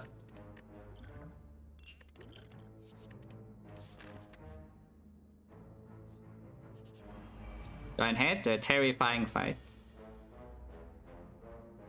Extremely scary. At least it is vulnerable forever, and we have Paper Frog. It is vulnerable forever. We have Paper Frog, and we have Flash of Steel for a bit of a slow stack. Oh yeah, Finesse for the Giant Head. I see. Right, that actually matters, though. So maybe I should have thought a little bit about it. I was hoping to enter the fight with a little bit higher HP, though, not gonna lie, than 44. But yes, Finesse in this fight is good, and this fight is one of the annoying fights in the act. As a plan, I mean, we just draw 5 cards and hopefully draw the cards in the right order. And then maybe we can Panic Dagger to deal some damage. Otherwise, not a lot of plans. We can block a little bit, though. It's still weakened. It's still weakened. We can probably handle 3 big hits. So do have around maybe 7 to 8 turns here to kill.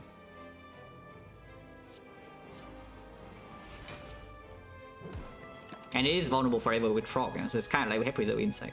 It's not exactly a good turn to draw Dagger, by the way, just so you know. We are weakened and it's not Panic. The Giant Head is weakened forever, though, so that's that. Yeah, we save the Dagger for the Headbutt. And maybe in the redraw, because right now it's weakened, and even with a little bit of slow stack, it's just less damage. Okay, so Strike first, and the Boomer is still the most damage. That's not even true, but honestly, optimizing this is only like 2 or 3 damage at most, and I don't want to do this yet. If I die because I'm off lethal by 2 or 3 damage, but sucks to be big. Because of the Frog rounding in here, yes, playing order here does matter, even if this is the biggest attack.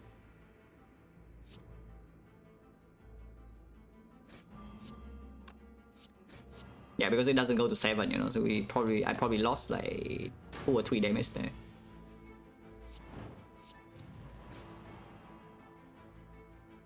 So do I dream or not? Because I'm dreaming, I can leave the Penny in here on 8, and then I can headbutt and then Penny to Dagger. Otherwise, I can just get Penny to 9 now, and then we maybe Penny Emulate instead and headbutt the Dagger. Second winding here is bad, by the way, because it's maybe the highest potential block card with the Fear No Pain to block the big hit. Of course, I can change the line to... If I leave the Penny on 8, yeah, I can do Headbutt and then Gambler's Brew into the Penny Dagger immediately. But this guy still has a lot of HP, and this is not insignificant damage, you know, it's like 30 damage. It's around 30 damage here to just play another attack now. I think we just play that attack. The Penny. Would have worked to Penny the Dagger, and now I cannot Penny the Emulate, so I'm just sad. Yeah, 5 cards, we play 5 cards. There was 5 energy. Thank you. Thank you, Ironclad. So now what? Because the Ritual Dagger next turn is not even that much damage. And Dagger is always a decent redraw. Yeah? The problem is just that if I don't have a Dagger now, sometimes the Dagger is bottom deck and we die before we get the Dagger damage to get out. I mean, this is the cosplay hand. Like, we will have to play for 2 here, otherwise I would like die very quickly. So we have to handle 2 wounds and maybe this can come in.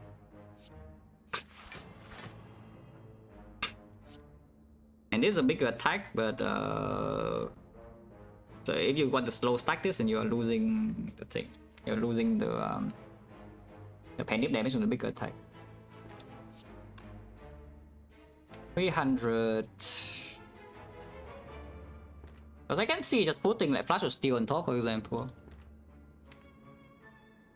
Or second wind, but probably Flash of Steel is better. Just extra slow stack, and we will have to play Emulate as well for like damage to chip this down. And advance the Panic back, so maybe sometimes I can land the Ritual Dagger with the Panic. I think so, right?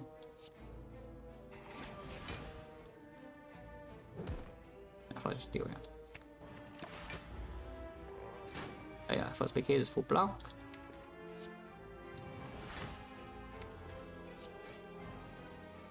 I didn't even draw this. We can handle the next turn as well, though.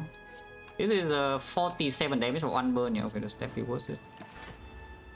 But Dark Cycle is still weakened here. We do not die this turn ever. And here's a Ritual Dagger. It's not dead. It would die next turn and don't get my dagger like this, but I probably can preserve Gambler's Brew in this point. I think. But yeah, we just try dagger, yeah, unfortunately draw the burn.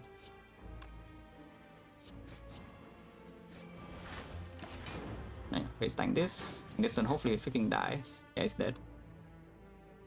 So I mean, I just say we can handle 3 big hits, and yeah, we block 3 big hits.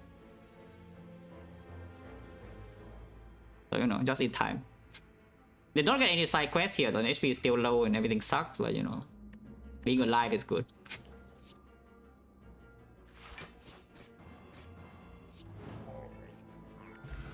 I can back go Penny, but Penny's on 8 or on 9. Yeah, no cards. 3 attacks and the bloodletting on 5 energy, no draw, thank you. Yeah, this is a classic Cladded experience, yeah? But this one is extreme, especially bad because it doesn't even give me rooms to do things in Act 1 to prevent this kind of thing from happening. Well, the entire way I play Ironclad is to prevent exactly this type of run from happening, you know, but it is happening this run because it just does it to be. Call back 1 and then Brick Boss Relic and then Brick Boss Relic again and no red cut and no draw. And the relic support is not good enough. Hopefully we can get something good like in these floors, otherwise this one will just like roll and die, yeah? Very easily. Infinite, yeah, that will work. Souvenir is pretty big though, Souvenir is pretty big. The annoying thing about this seeing short in this question mark is that suddenly now this is tiny chest. And if I go here then I'm poor. So this is like maybe the single most annoying question mark to be here. Yeah? Like the empty note is maybe even better than this. Because now I can buy the souvenir and suddenly I see something way stronger that, you know, just deals with my problems next job, like Pocket Watch. Like a Pocket Watch, for example, solves almost all my problems immediately. But I cannot buy it if I buy the souvenir here to block the HUD. It is quite a lot of block though against the HUD, not gonna lie. And yes, if our plan is just to trade damage against the HUD and hopefully it dies before, then souvenir is a freaking sick.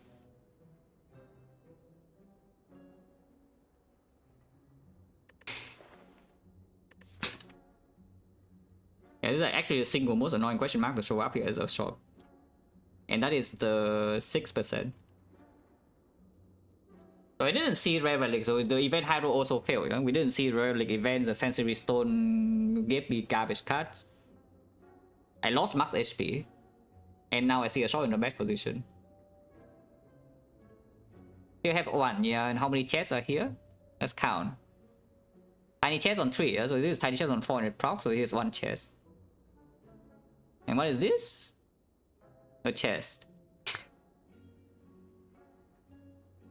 It's not very good, you know.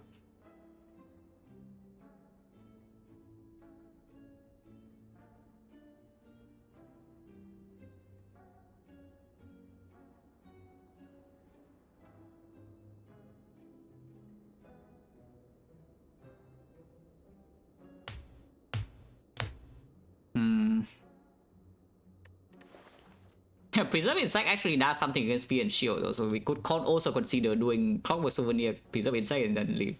So I spent all my gold and we just claim that okay, we have Insect Penny but Kabeko against the spear and shield and somehow they get one-shotted. Not true by the way, because Shockwave on turn 1 is bottle, so we know that we only draw 4 cards. And the first Shockwave doesn't land and we need to draw into second Shockwave. And then in the hard fight of course the Souvenir doesn't do anything and that fight is still dangerous as hell. If I buy the souvenir here, I don't even have uncommon relic threshold, you know. So do I mean I can change the plan. We can change the plan. If the deck is already bad, we can make it worse, yeah. By doing souvenir, go left and open both chests. And then I get Dark Zone period value as well. And we had 1 curse. But if that is the case, I do not miss any gold thresholds in deck for sure.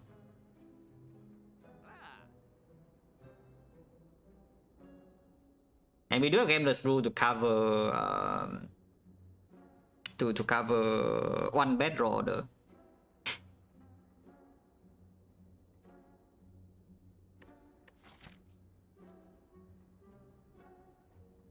Because I do think the souvenir is good enough, but it's good enough value-wise for the goal, yeah, but it's not good enough for the run to win. Is the thing. But going to the second shop here is just incredibly bad. Just terrible. It's effectively skipping a note here. I'm not going to remove twice or 3 times. I mean, we could go and roll Dark Embrace in the shop and it improves the situation a little bit though. If you can see Dark Embrace in the next shop, for example. And this situation maybe can be like a little bit playable. Still, so yeah, it's just not possible to exhaust down anyway. There are too many attacks and no targeted exhaust and no burning pack, no Druid plus, no Fiend Fire.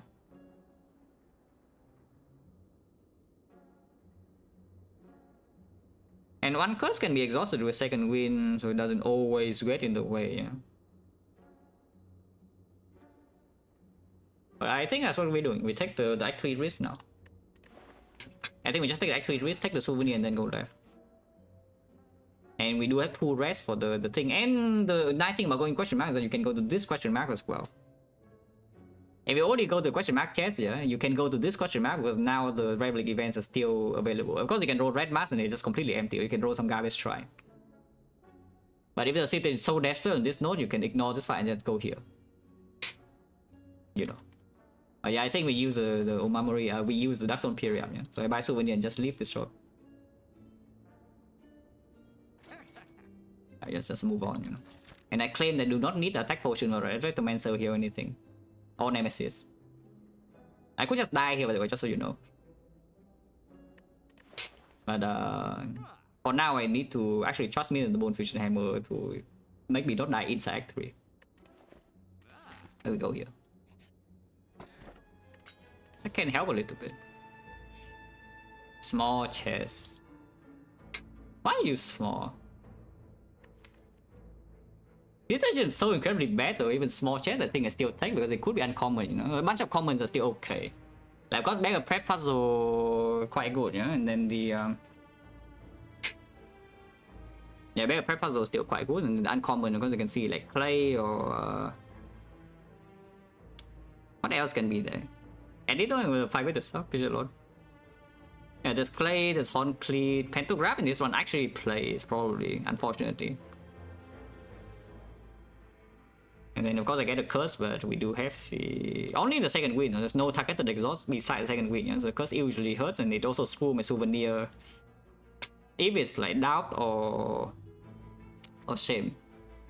If it's doubt or shame, it screws my souvenir. It is regrets only 1 damage, so its pain is a little bit more. And the deck already has no draw. Seems really suspicious with a small chest. But the situation is kind of bad, yeah. Like skipping an entire floor is not nice, you know. And we do get some compensation with 6 marks. Does the elite more scared of? Yeah, the draw the elite. That's the answer for every single fight left in the run, by the way. The draw the.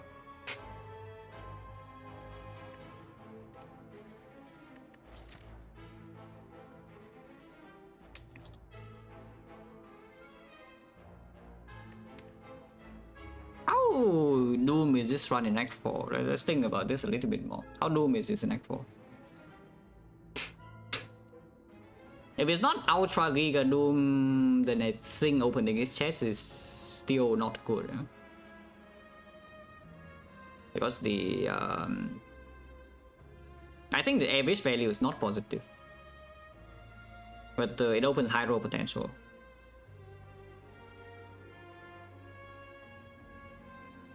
The average value of this chest is still negative, but the potential is there.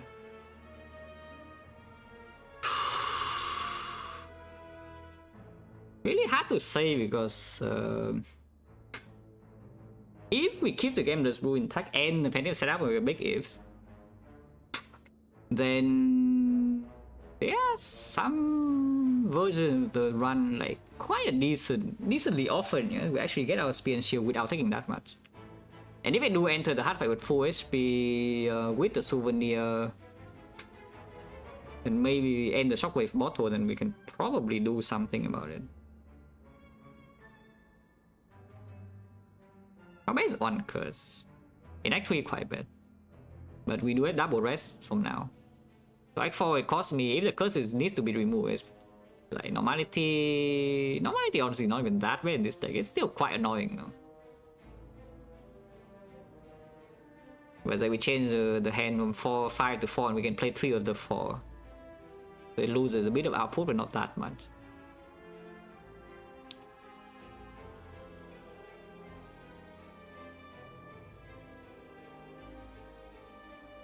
HP goes to 95 max.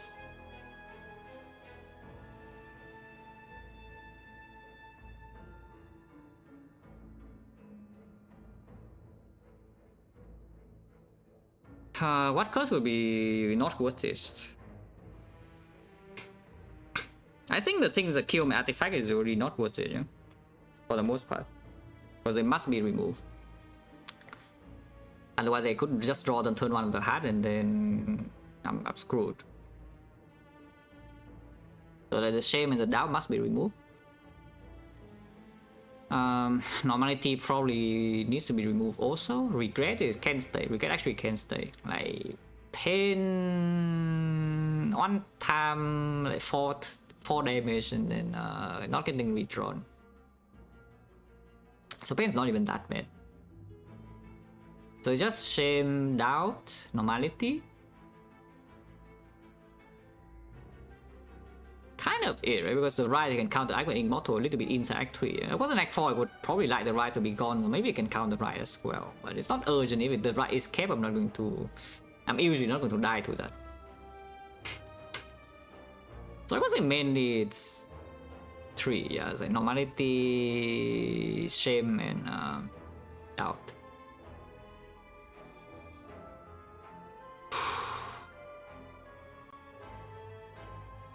So 30% and the curse is like really bad. And the relics, what are the good relics that bailed me out this one? It's only common or uncommon. Mega Prep, Sentinel Puzzle, they are not they're not like so run winning immediately, but these are extremely good, yeah? So we can probably count them. Mega Prep, yeah, Mega Prep, Sentinel Puzzle.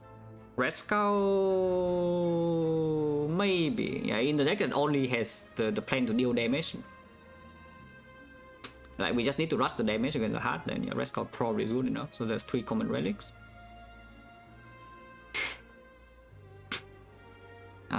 Is there any other common that helps me do this?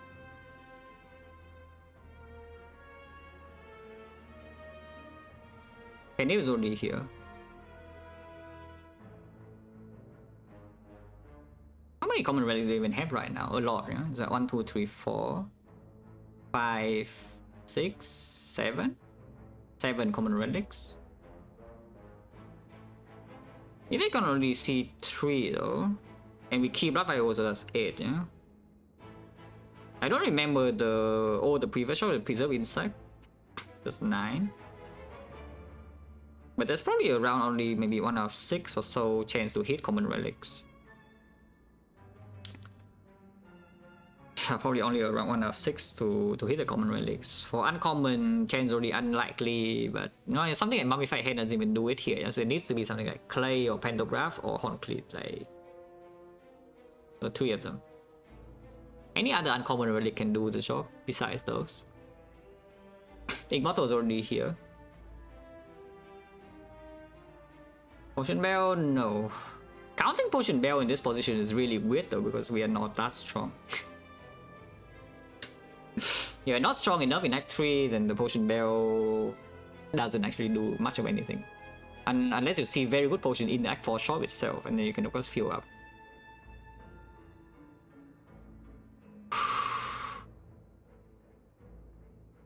Yeah, chance to hit is like so freaking low here, so unless it runs Giga Doom, I don't think we should open the small chest.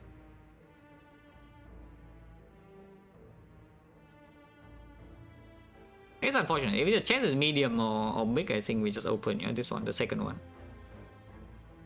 Honestly, I was just hoping that the first chest would give me something good already, but you know, it didn't do that. In fact, it even make the second chest a lower chance to hit because it gave me a decent uncommon relic.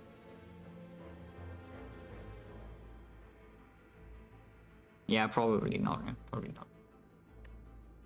Of course, this chest also improves the quality of the elite relic a tiny bit, but I don't think that's worth it to open here. Like Giga Doom, well, if it draws well, it probably can win.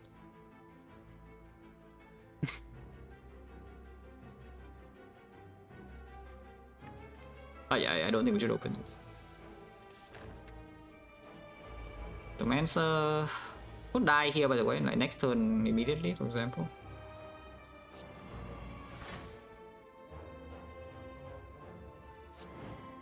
Hopefully I don't need to freaking Gambler's Pool next turn and still die, because it certainly could happen.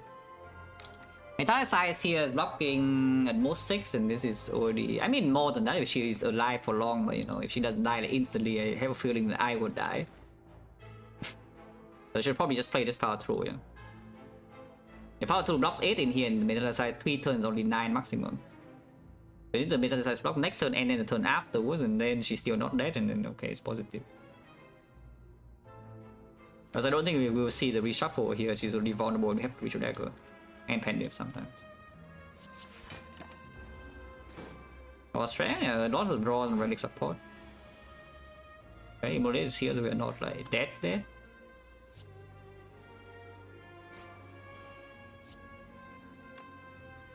And we don't need to Akabeko the Immolate. I mean, of course, Pendipping Immolate is just better. Can I block this? As in, can I play the Shockwave for 4 block? Because of course you can just... Actually, she's dead right now. So I guess the question changes to... Do I stay here for my side quest? Because we do have Force Rest coming up with the Mirror and the Bone, yeah? And now that I have drawn the Immolate and on the correct turn here, we probably will not die here.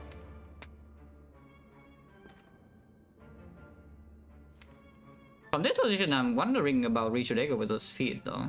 Because we probably can choose what to land in this fight. Dagger at the moment is not big enough to one-shot Speed and Shield yet though. And if Akabeko Richo Dagger, let's say it becomes like 50, it becomes like 59, 119, that's 118, that is big enough. So maybe landing 2 more daggers and we can feed. Only having a few more fights, and then in these fights we probably cannot even choose, yeah? Like what to land. But I guess against Time Eater, if some fight like Time Eater is so annoying, or like even Awakened one don't make like, if the boss gauntlet actually is annoying, then bigger dagger is better than bigger feet for sure. Because you can choose to maybe Pendiff the dagger or just play with vulnerable, and then the fight like actually advances. Yeah, I do think the damage advances the fight better than having 3 max HP, yeah? In those flaws.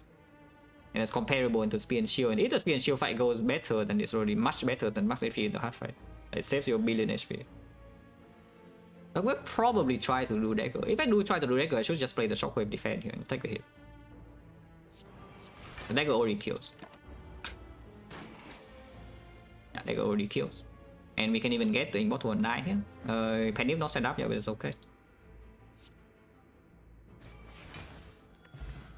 Yeah, Horror Calcum.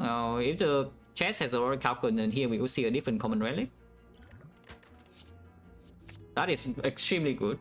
It doesn't solve all my problems, but it's insanely powerful. Like one of the absolute best possible cards to see there, yeah? But it doesn't solve all my problems. The deck still has a billion problems here to solve. But it's great. Counter Spot was actually quite good, by the way. Counter Spot on this deck is generally quite decent.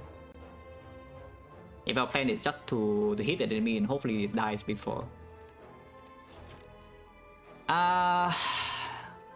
We will not die from 48, yeah? So I should go here first. Because if I land feed in this fight, then of course the rest is bigger. I go in here, just rest immediately, and yeah, going here we fight first and maybe use him with the bone, get the feed, and then rest here after. It should be stronger. Because if you go here and rest immediately, the chance that you can use him with the bone in this fight is lower. And then you just lose 12 HP for no reason. And your res is smaller too. Unless we die here, of course. Hopefully I don't die.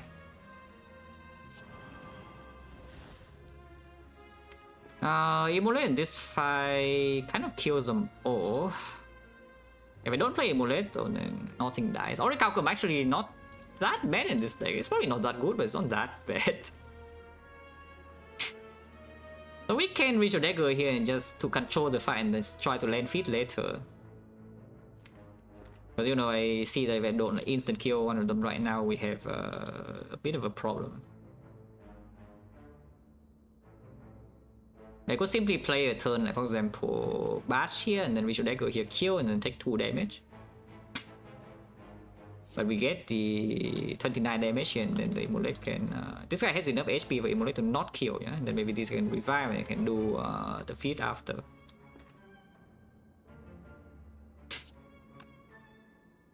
Otherwise, this is 10, 17, 17, 29, 46 damage. So it doesn't kill. We can take a bit of damage, of course, because next roll stress and have me to beat, yeah? Yeah, I think I should just dagger now to kind of control the fight. Could see taking one more just to kill the side one first, though. But the thing about killing side one is that this guy will actually die to Immolate, but this guy doesn't die to Immolate. Immolate 29 damage and it's 50, yeah. So this guy's on 55. Immolate goes to 5 HP. If it doesn't multi-hit, it doesn't die to taunts.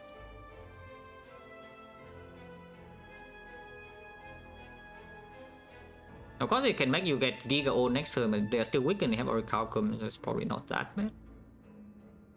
But that is a useless question, so you know.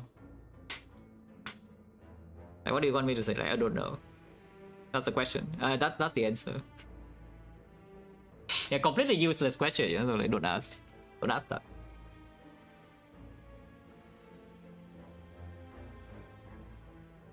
If you ask me a useful question, like what kind of things do I need to see to make the run win, then I can answer that. That percentage, I have no clue. But from here, the things I would like to see, of course, with the offering now, second offering, a mirror in the shop is okay. We can mirror the offering. Can mirror dagger, can mirror Feel No Pain as well, but a mirror will be a decent shot rate to hit. We can see like super extremely rare relic here. If I want to here, just get a dead branch, for example, and then the run maybe is fine. Or a lizard tail in this spot is probably good enough.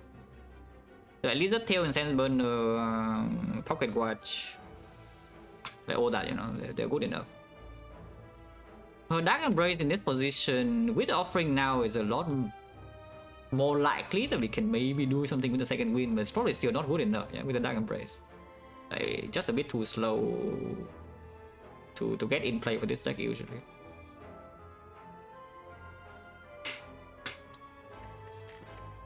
Yeah, they're out. And we do have enough gold to enact 4 to buy any one thing. That's not always true. If I go to question mark, it is nothing that we cannot afford Rare Relic or what, because now I have 45 gold. But the chances of Rare Relic here is just better than the chance of seeing a Rare Relic enact 4 and I cannot buy it. Yeah? Because this cannot be a whole fight too. But yeah, this turn is probably just bash and then we should go middle.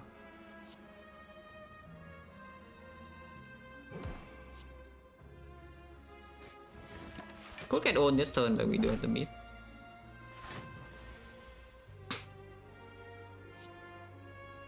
It's not killing, but it dies to the first hit. It does kill itself to the first hit of turn, so it's not that bad. The damage the damage here did matter. It's only the first hit here anyway, the same amount of damage reduction, yeah, so might as well disarm here. Now. Immolate unless unfortunately kills them all, unless the offering draws into the field right now.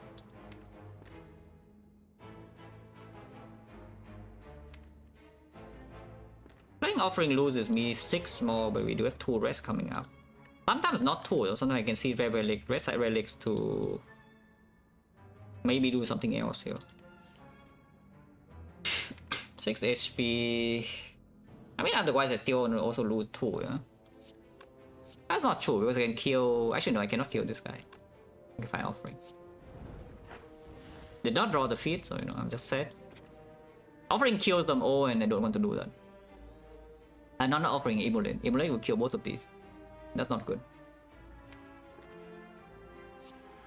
I can still draw the feat though from the Immortal.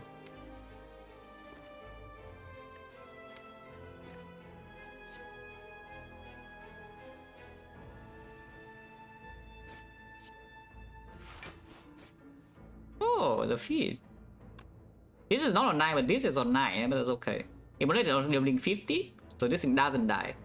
So we can Immolate and then feat here right now. Very good. Yeah. So we have 9 here and then 3 here.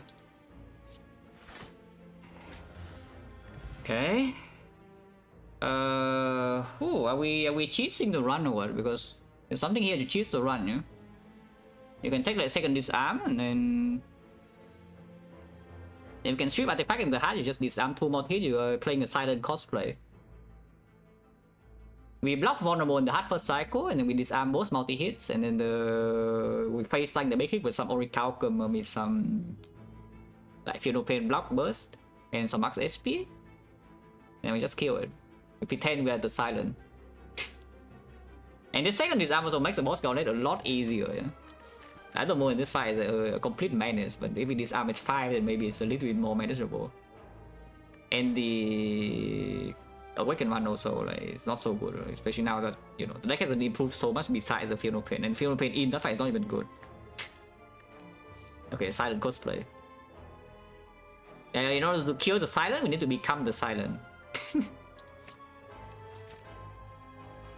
To kill the Silent, we need to become the Silent. Okay. Then head again. And we did not draw any Giga big attack to Penny on turn 1. Yeah, thank you, Flash of Steel. Oh, nice damage though.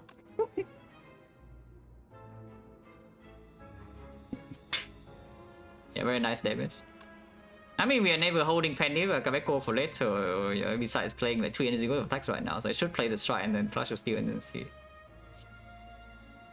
And Strike is bigger than the thing, yeah. Can save 1 HP here for 2 vulnerable. 2 vulnerable, we have second shockwave. Sometimes I do second wind away the shockwave though, but I think the weakness 8 is actually mattering, yeah.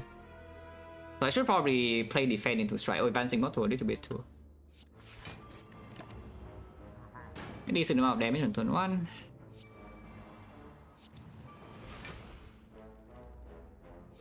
This is a decent amount of slow stack. It does mean I will not land the dagger here in this fight, but saving damage in this fight from here seems a little bit ambitious, yeah? And I don't really want to... I mean, redrawing this is okay though. I don't think I would like to play the power 2 here just for 1 slow stack on the dagger though. So I probably just Dark Cycle and then try to reach the dagger, yeah. Yeah, it's at 117.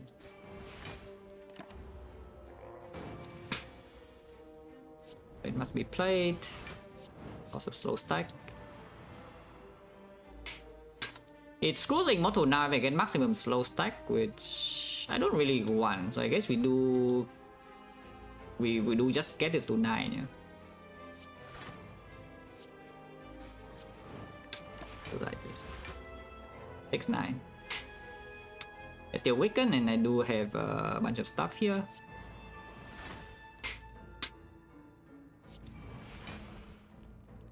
I could have second wind at the disarm instead, but I think this is fine. And we do have rest in here unless it drops rest at relic, so we probably try to land feet. Hopefully not delusional.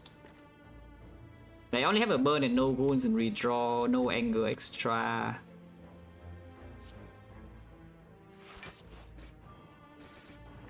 So I don't play the feat to block 4 there, and the boomer is more damage anyway. I'm pretty sure I can kill now, but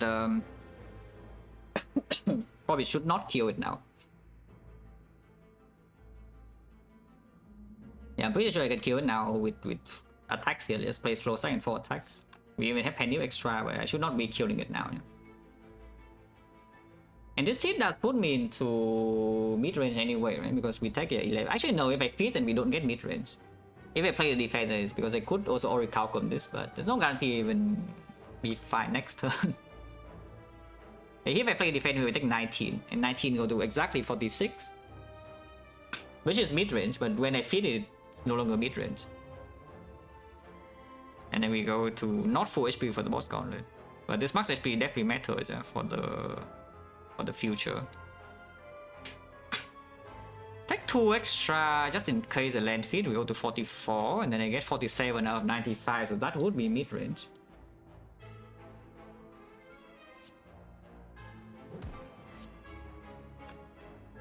Yes, playing strike does mean I cannot flash a steel iron wave. That was the same idea. But Penny on feed is not killing. Penny on feed is not killing unless I play another attack.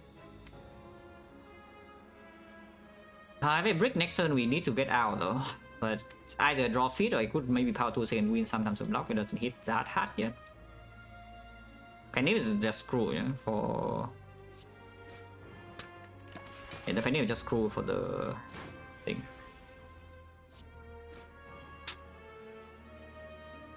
This cannot be taken, right? Did not draw any blocker, not even defend plus or the feet. This cannot be taken, and also it kills itself next turn anyway to the taunts. So no side quest here, unfortunately, because we saw 2 giant heads.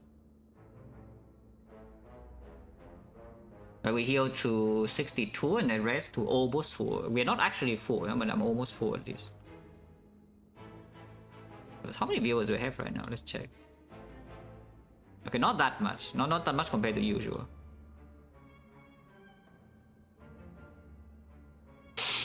But yeah.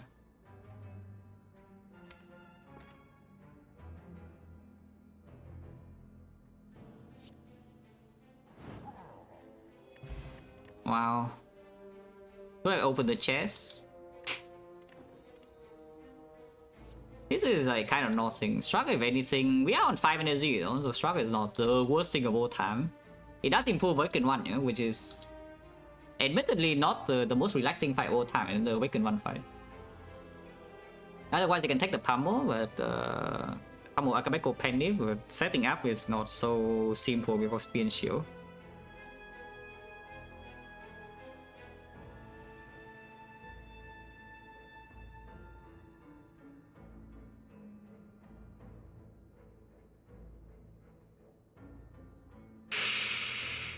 We do have counter spot for the hard fight, so it's a pretty good attack. But if we back into a hard fight with high HP, just counter spot alone, you know, we don't need another strength scaling attack. It's like Flash of Steel is here, Dagger is here, one shot, one time. Kinda max at one time, and then Boomerang is also here with the strength. And we have Bronze Scale as well for extra damage. We can also stay in the hard fight for a little bit with weakness and double disarm. Let's take the shock because 313 is not enough gold to buy Relic, by the way, unless we see. But I guess the gold low roll enough, yeah, that even if I go here, the average gold is not even enough to buy Relic. So I go here, and if I see a Relic event, we also would have enough gold to buy the Relic in Act 4. Of course, there's still an empty event here, and it could just be a fight. But I think we just go to another question mark. Yeah, I take the shock. It's just a fight. Well, unfortunate. So we usually don't even meet the Red Relic threshold in Act 4. Because 328 on average is not... average Red Relic is 330. Also, this fight is not exactly very easy.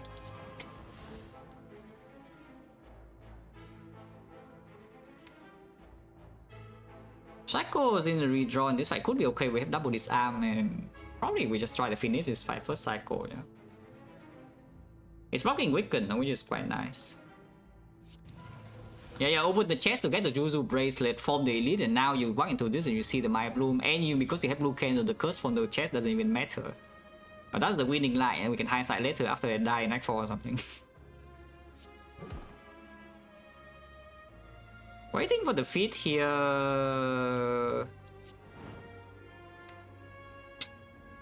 Slightly dubious, but it's not that landing dagger immediately so easy either. It's only 19 damage for now.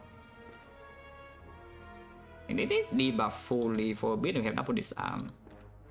And I still have rest next floor. I do not want to miss both side quests here, basically. Yeah. Deals 1 damage.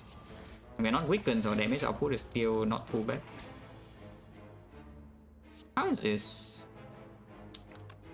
Cannot really headbutt the thing immediately though, because the Immortal will just draw into it now. I play like 4 attacks and then Immortal draws the headbutt card immediately and have no energy, so we cannot feed this turn.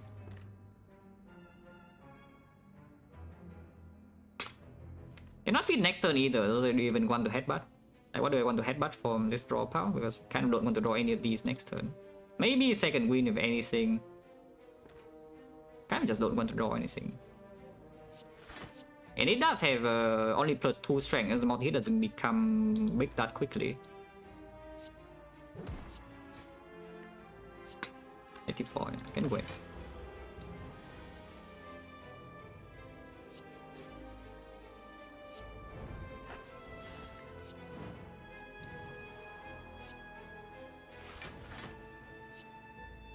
I don't think I care about panipping this. In fact, I want to probably panip a smaller attack.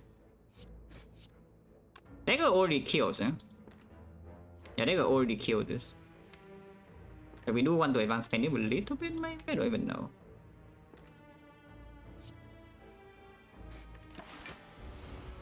And pushing it closer to feed lethal range is good too. Any reason to struck here next time never attacks, and then we can draw 1 or 2 side quests. Because if I struck right now into feed, then we cannot land feed.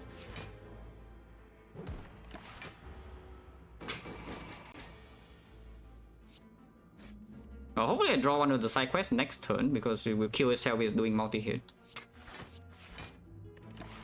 And we have 2 of them. Okay, Dagger is here. So we land Dagger, yeah, no feed.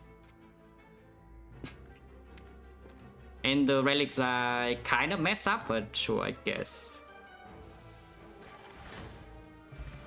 10 go, yeah, okay. Mid roll go into no card as well. So, you know, that's not a good flaw. Did get the side quest a little bit, but yeah, that's really annoying. Now I cannot even buy rare relics, yeah, if it shows up in Act 4. So now it's taunting me over, like, we went to Act 4 and there's a 324 go net runs or like some pocket watch or something.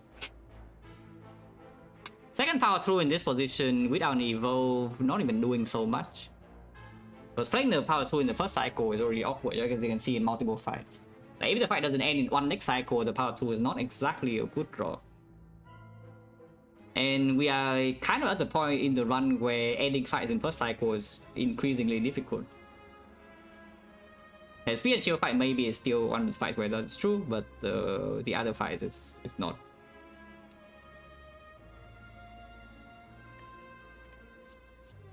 Armaments minus, yeah, that's nothing.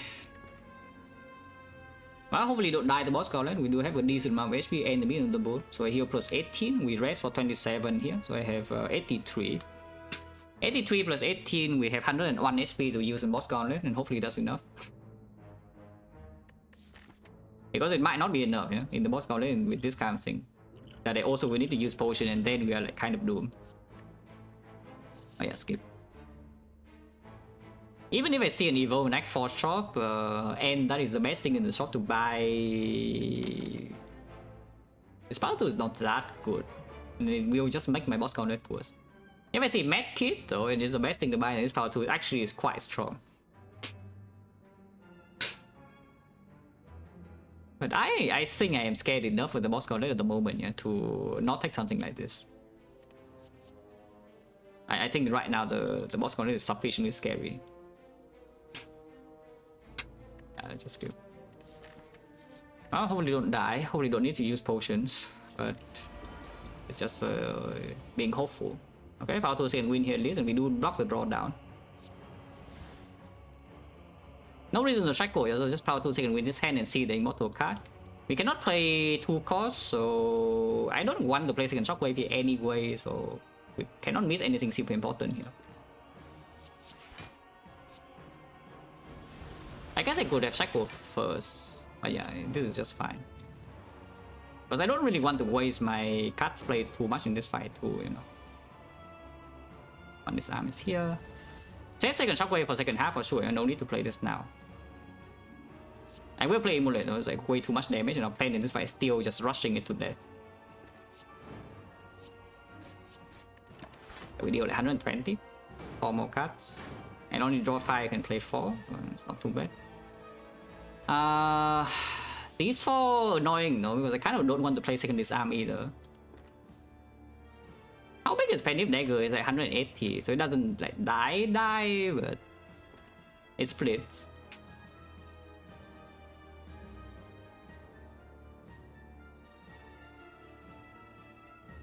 So kind of, I mean, yeah, it's pretty bad. Like Blood Vial is not better than this, so I don't think still. But there's a reason I say this relic is not very good. Yeah?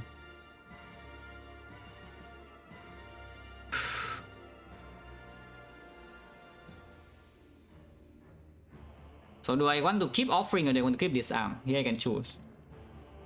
Do I want to... What do I want to draw more in the second phase? Disarm or offering? And the thing about keeping the offering is that I also must play dagger now without the panic damage. Yeah? So I should just play the offering. Okay, so we can panic the boomerang instead. How much damage is this actually? I should count. This is 14. 14 with frog is 10, so 24, yeah? So 72 damage. 72 plus 9 is 81, 81. I need to play 3 attacks, right? Okay. So we take a bit of damage here, yeah? It actually doesn't even split yet, but I guess if that's the case, we can just play the defense and then split next turn, because I don't even want to multiply the anger yet. I just want to top deck my shockwave, top deck my disarm, and then we can reach your dagger the second phase down or something. Yeah, playing with anger right now is just bad. It doesn't even split. It goes to 250, and 250 is 241, and 241 is exactly not splitting. And with the penny on 0, there's no way to kill this before reset. Yeah? It just doesn't happen. So playing this angle here doesn't do anything. Play defend. Also blocks 8 this turn. Draw down is quite annoying, but we can struck and then I guess you can headbutt the block card first if you want. But you can just struck and draw 2.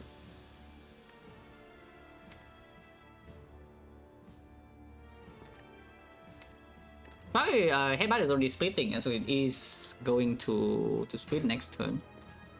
Strength is -1. Cannot set up headbutt shockwave for the second half immediately though, which is slightly unfortunate, but it's okay. Block first it draws 2 cards, but doesn't guarantee full block. Pain's bottom deck. Happening power through probably just wrong though. It's like lightning, I mean you can see it right here. Every turn I draw 5 cards and my turn ends.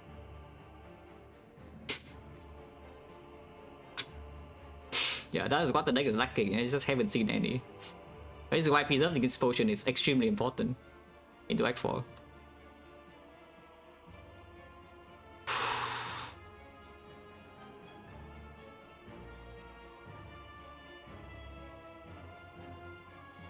Yeah, I don't think I should be. False Slam is also annoying, and now I have draw down. Yeah? The draw down doesn't matter too much because next turn it just resets and we shuffle anyway, but it's not good.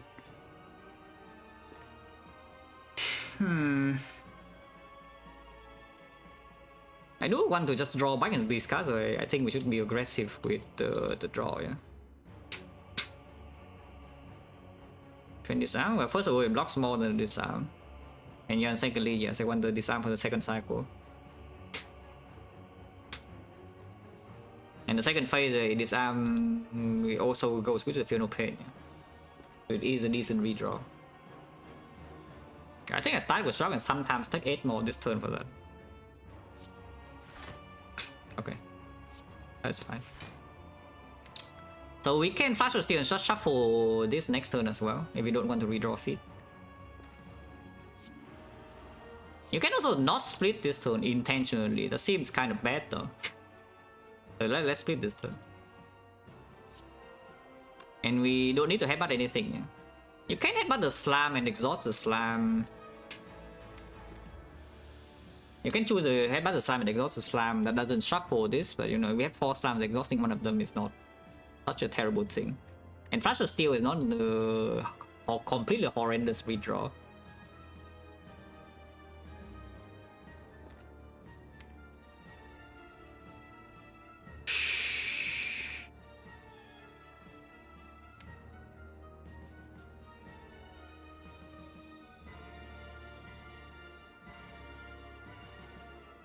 The slime is blocking 4, so it's not the absolute worst thing to draw, but it's not good by any means. And I think the slime here is like preemptively drawing the slime, yeah, in exchange for 1 card play. So we go to clock is 4, and the next one I play slime. Even bottom deck feel no pain, and suddenly I need to flush to steal to feel no pain because that's 3 cards. So we go clock to 7, and I still have drawdown. And suddenly I need to play another card for 8, and then we proc the clock the turn after, but sometimes not possible because I could draw 2 cost cards in the hand, 4 cards.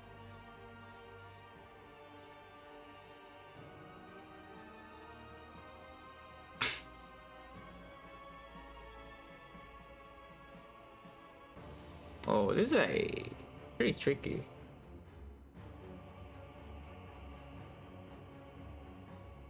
Yeah, because it's draw down here. If it does a multi-hit or debuff me this turn, it will Giga Chilling, but once again it draws down.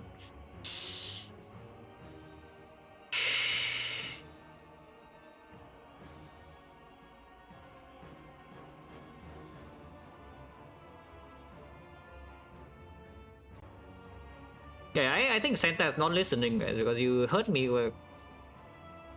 If you were here when I started this run, yeah, I was already saying, okay, asking Santa for a free run. Yeah, this one certainly is free. I look at it right now, it looks free to me. You know, Santa doesn't exist, yeah. Unless, I don't think, if I win, okay, sometime maybe it's still out there. Otherwise, you know, you're a Santa believer, it sucks to be you.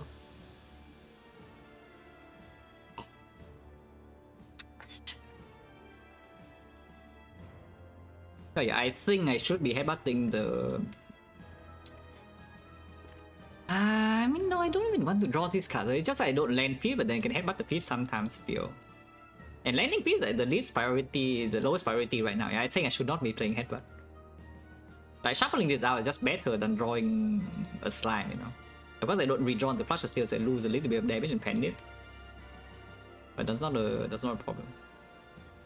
I think we just split it normally without playing headbutt.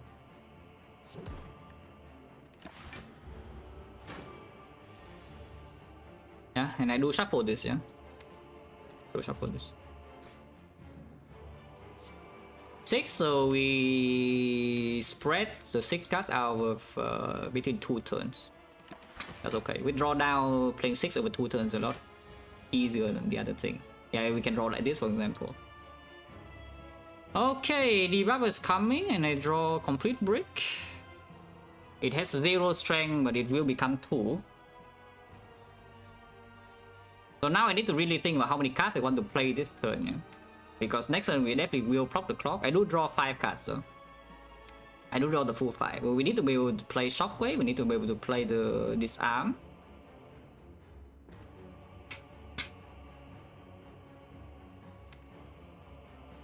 The least amount of cards I could play next turn is 4, because you know, even if both of these are together, we can always play 3 1-cost cards.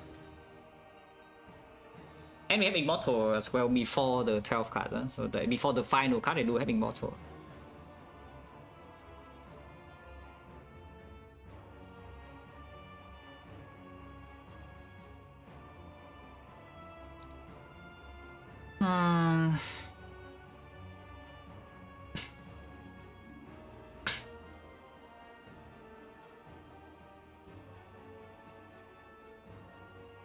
The Penny is on 4 if I play 2 attacks.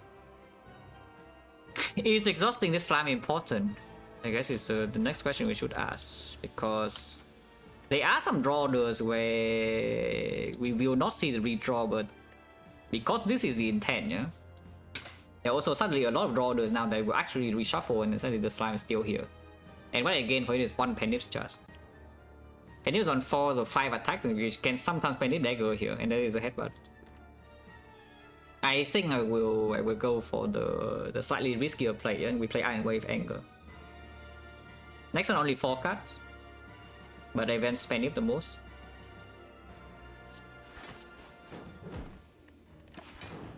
And we can always play 4 cards here. Okay, Shockwave being safe. Now the annoying thing is that Immortal, I guess Immortal always goes before, yeah? So we could play like strike, defend, and then see.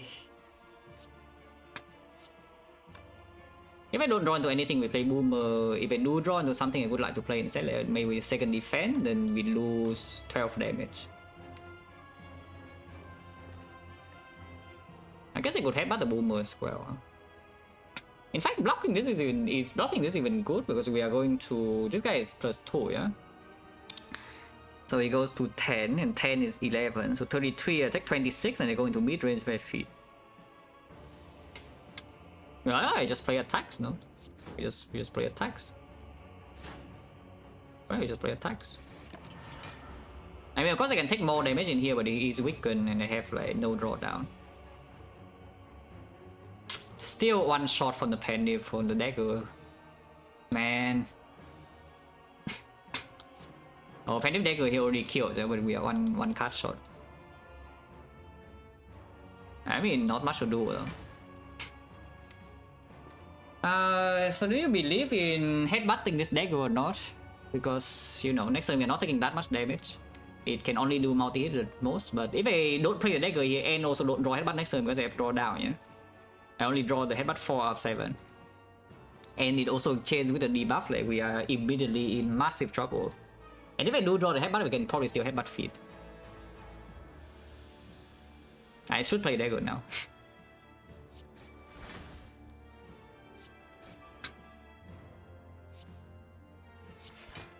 Any reason to play slime? It already ends the fight, even if we pen up something else, so... Not really, because sometimes I need to play a few cards next turn for Immortal. Actually, I mean, next turn, I guess if I don't draw second win, I need to play some cards to block here. And then the headbutt also is like something. What is the reason to play the slime? Headbutt, headbutt, headbutt? No, no headbutt. Also missing the feed. Oh great. I guess playing the slime, we draw this exact hand and playing the slime does give me the Immortal on 9. Because, you know, I draw both 2 costs and no headbutt. Oh, this is just horrible. What can you do? Like, we have 8 and 0, 8 and 1. But yeah, no side quests. I mean, 60 awakened one, we have 2 disarms. Hopefully it's not that bad.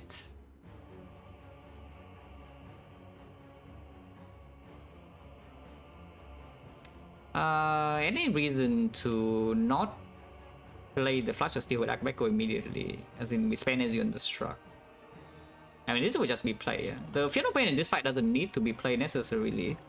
In fact, I would like to like exhaust the powers if I can. I would like to just like disarm this 1 time for Psycho and then maybe burst it with something, I don't know, like Visual Dagger even. 50 is good enough if we can pen it, Akabeko, or I can Akabeko something else and then pen it, the dagger still kills the shield, yeah, in the spear and shield fight. But yeah, I can just Shockwave and then Flash of Steel here immediately and then see the card before committing more energy on other stuff. See any owl, then don't watch, because if you don't see any owl, then you know. Like, how useful is this sentence? I already tell you my outs. First of all, I have go unspent. Secondly, I have 2 potions. Thirdly, I have like the Clockwork Souvenir. I have dagger, the 1-shot spear and shield.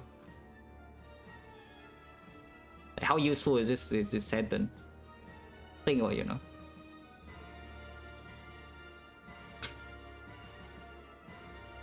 Like honestly, like people really need to learn this skill. Is that if there's nothing useful to say, you should just not say anything.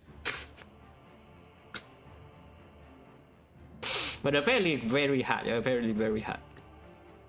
Extremely hard to learn.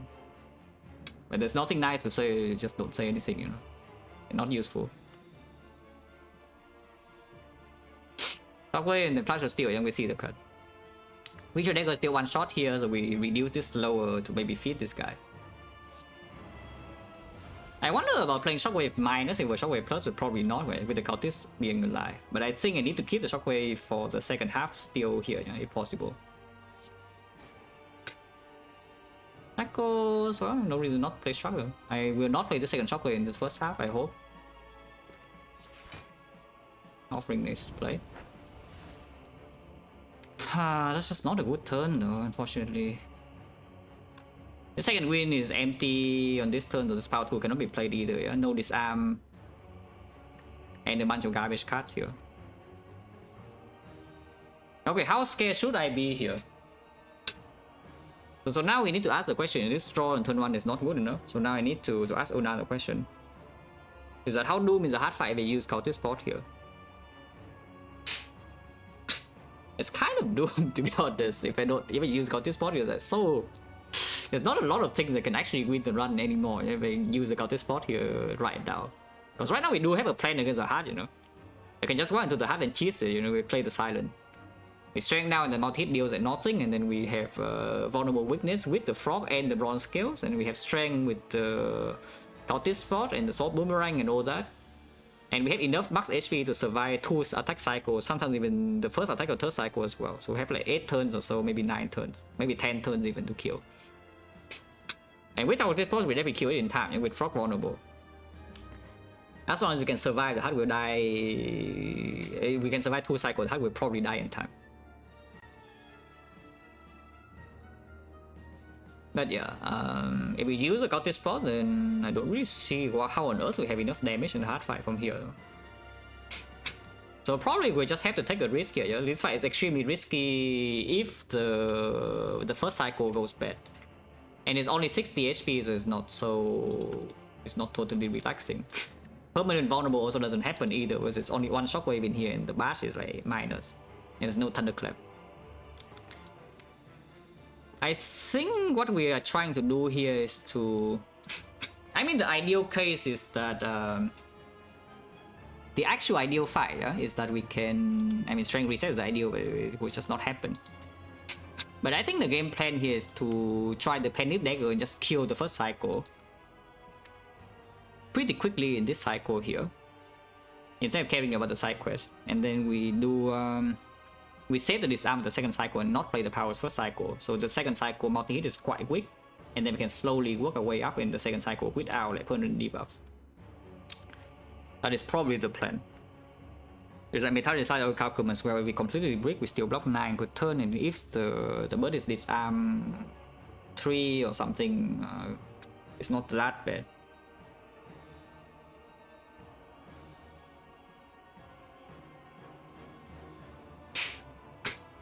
If that's okay, should I actually spend more damage on the Awakened One itself this turn? I still want this guy to be in feet range. And how big is feet? Feet is 11, 11 is 19. 19 plus this is not enough, so bash here. But I kind of want to bash the Awakened One here. I do not want to play a second Shockwave first in the first cycle at all. Yeah? It's all about whether 5 vulnerable is enough, or we can redraw into the bash and take care of cost. This probably is true. I think we can redraw into the thing and sometimes panic the Ritual Dagger on this immediately as well.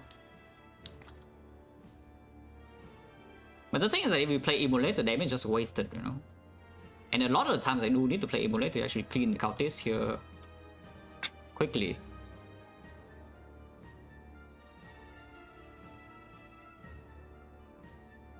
And this damage is not insignificant, you know, it is something. It's like 30 damage if I play both attacks on the Awakened One right now, which is not nothing. Probably should still Iron Wave here though. I probably should still Iron Wave here. It does put it in some, maybe like some Strike plus Threshold, or we play in Flame or something, or some Boomer. But I will bash the Awakened One, yeah. play this for 1 HP Immortal, I don't think that's worth it.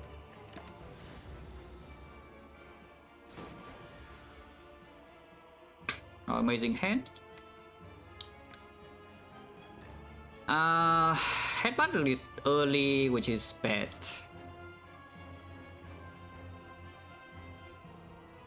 Headbutt is too early here, which is bad.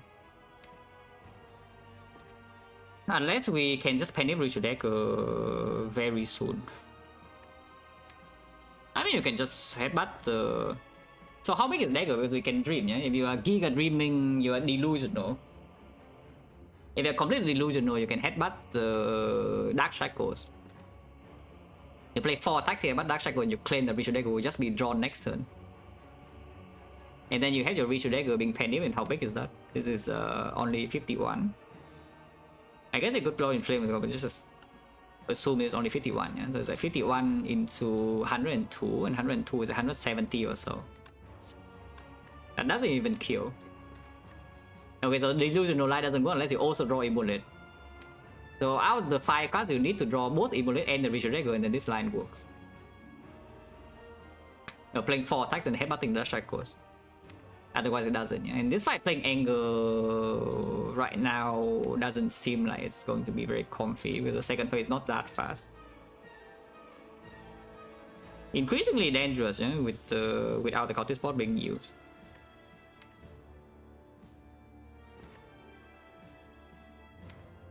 The normal line just headbutting struck, but then if we draw Ritual Dagger next turn, there's no way to penny this cycle, and then everything's terrible. Because penny is only on 7. Immortal is on 8. How bad is Anger? Anger and redraw, I mean, quite bad. Especially on the 40 turn, it's really hard to block.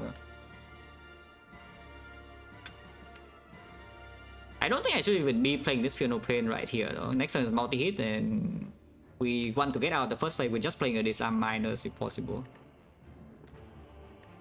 And there's no exhaust left in there, you know, unless I guess I can headbutt, I can headbutt the Shackle just to block the next multi-hit, but then we have no strength reset. And I guess if we draw the best hand ever, then sure, we can actually still split it and strength reset at the same time. It's like both reject and emulate, you know, it works, right? As we counted, this is like 102. 102, 75%, that is per 76. So that's 178. Yeah, that's 178 damage. And this will be 50. So 178 plus 50 is 228. 228 plus 63. It doesn't even kill with the best hand ever. The Penny Dagger into Immolate doesn't actually kill. We also need to draw the Soul Boomerang on top of that. Okay, this is a little bit too delusional for my taste. As we draw 5 cards hand, and top deck is the Dark Shackles, and the other 3 needs to be like Ritual Dagger, Boomerang, and the Immolate, and then we can kill. Oh, that will work. I don't think we should be wasting damage on the Cultist anymore, because Immolate would probably just be played. Next turn, how big is the multi-hit? It's pretty big, and Dark Shackle is guaranteed to land now, and it does not guarantee to land later, yeah?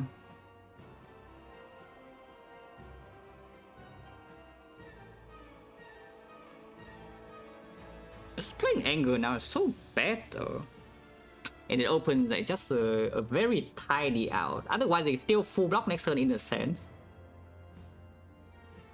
And I'm not pressured to... I can still feed a minion and then play the Immolate to kill the other Cultists. Without being pressured to you know... If I draw the Dagger later it is, but I guess we could just draw Dagger next turn and cannot penny it because I don't have enough attacks in hand, and that would be bad too.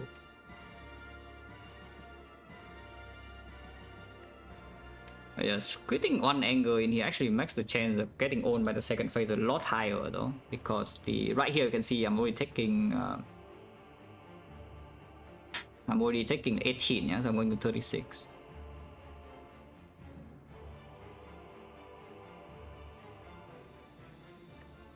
So I have waited until turn 2, which means if I use this now I'm losing 1 strength, but this roll once again is not good enough. And next time we don't draw emulate the... What is more important? Game let's work out this spot. Let's just think about this again. Because right now I can very clearly see a version of the fight where if I don't use Scouting Spot, it's extremely easy to die here, yeah, from this spot. Because the first 2 turns are not good enough here. And right now nothing is lining up. So it's 1 turn late, but if I don't use the Scouting Spot now I could die. And Act 4 we do have 320 gold. So I could buy a new potion. It's like so easy to die though, but yeah, I think this fight is better now from here. With this draw, my offering turn is going into nowhere. And we cannot burst the first phase so quickly here. Yeah, I think it's time to stop dreaming and just drink the potion. And hopefully the second potion doesn't need to be used, yeah, because there's a chance I'm forced to use both spots here. But it's probably time to stop dreaming.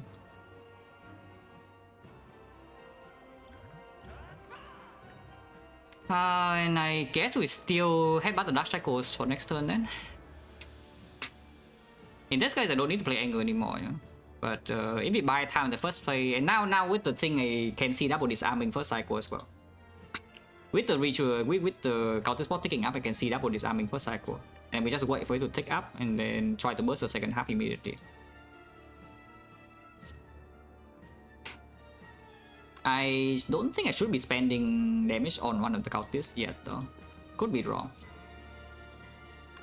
Actually, if I'm stalling out here, then I should kill the cultist. Okay, fine. And then Ritual Dagger can even land on the cultist, so he gets a side quest at least. Okay, fine. But Shackles.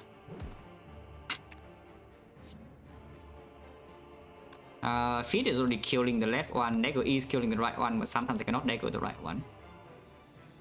It is already in immolate range though, but I also kind of need to like die next turn. Okay, let's just hit it then. This guy is still here for feet 4 though. I can kill it right now to save 4. I don't think that's worth it though. I'm not playing Fear No Pain either. Ow. And that should go full block this. Yeah, I mean, it's what you get for dreaming, right? This never really worked. Play a strike here, see the card. Okay, that's nothing. This is only taking 2 though. And the feet is healing 3 immediately, so I'm still waiting. You could play the Boomer now, but I can randomly kill this, yeah? On the other hand, I can just... I mean, I guess the Pendium doesn't matter. The Pendium increment doesn't matter. We just play defend and end turn, right? Not taking 2. Yeah, we just play this fight. It's like giga slow then. In that case, I should have even played the second shockwave in the first half, but it's okay. Even if weakness run out doesn't deal that much damage if we don't play the powers. I can play here, I guess.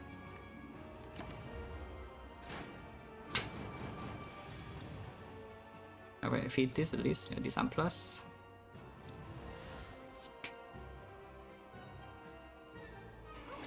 No reason to play power through, yeah? So we just play the defend plus and then disarm second.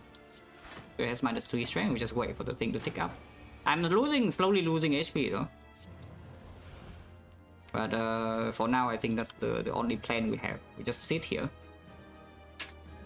and commit to the double disarm first cycle. Metallic size is probably positive now though, because the multi-hit against +8, but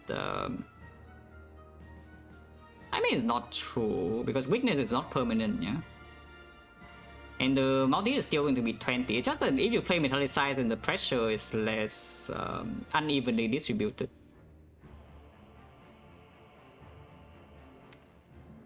Yeah, because right now the multi is doing -3, so it's only doing 12, and the big hit is doing 17. If you play this and the big hit does 19, the multi hit does 20. When you put it like that, it's not that cool, but at the same time, this also does not get redrawn. So like, how bad is it really? Because redrawing this is quite bad too, yeah? Especially when we need to rush the kill. That size. Weakness runs out now. Oh, thank you. Taking 11. Unless it's drawn to something. Shock of the Heavens, we're still taking 9. That's okay though, for now. It might not be okay very soon because we still need enough HP to block the 40 attack. But there's not much to do from this position, yeah. It's like just sitting here for a bit. In fact, in this position now, do I even play the Shockwave anymore? I don't know. Because if we save the Shockwave for second half, there's another thing that can make me survive the 40. Because we still need to block 40 when it goes in, yeah. Let's save the Ritual Dagger and then we can one-shot Ritual Dagger Penny.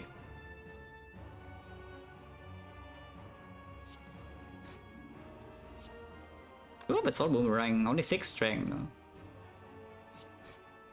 Yeah, no reason to play Anger.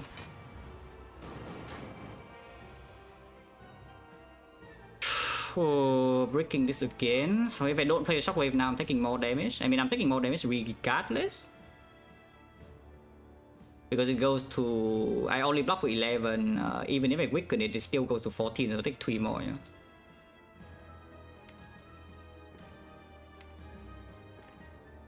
Should I pick up one more strength skill and attack then? Because looking at this, maybe that should have been done. Even with the 2 disarms, because we... Actually, the problem here is I don't have enough damage. I mean, I cannot block this guy for that long either, but I could block this guy for like a couple of turns. It's just that we don't have enough damage to do that bursted thing.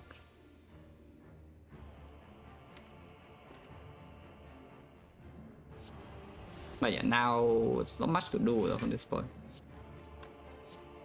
I guess we can push it closer to the split, because at some point it's not worth it to keep staying here. Do I play the Inflame or not? I take a bit more damage now, but I also don't redraw the Inflame. But now that I play the Shockwave, yeah, we will need to handle the 40 or kill it instantly in the second phase. No, I think we don't play the Inflame. I think we don't play the Inflame. But I will play the Boomer.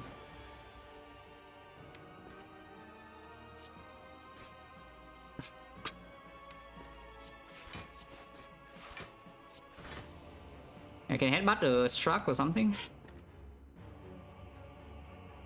Need to go around with Pen Nip though. Actually, that is not possible. Oh, did I mess up already? Because right now the plan here is to just explode in second phase with the Pen Nip, yeah. It still has enough HP so it can take a Pen Nip strike or something, right? I can still take a Pen Nip strike or something. Weakness is only 2 more turns, so you cannot stay here for that long. I can still take a Pen Nip strike. I play this. 3 times 4 of this. There's too many defense. I can Pen Nip Iron Wave here. And attacks are just stronger every turn, yeah? So just play the attacks now before the strength ticks up a little bit longer if you want it to go around. About the Struck.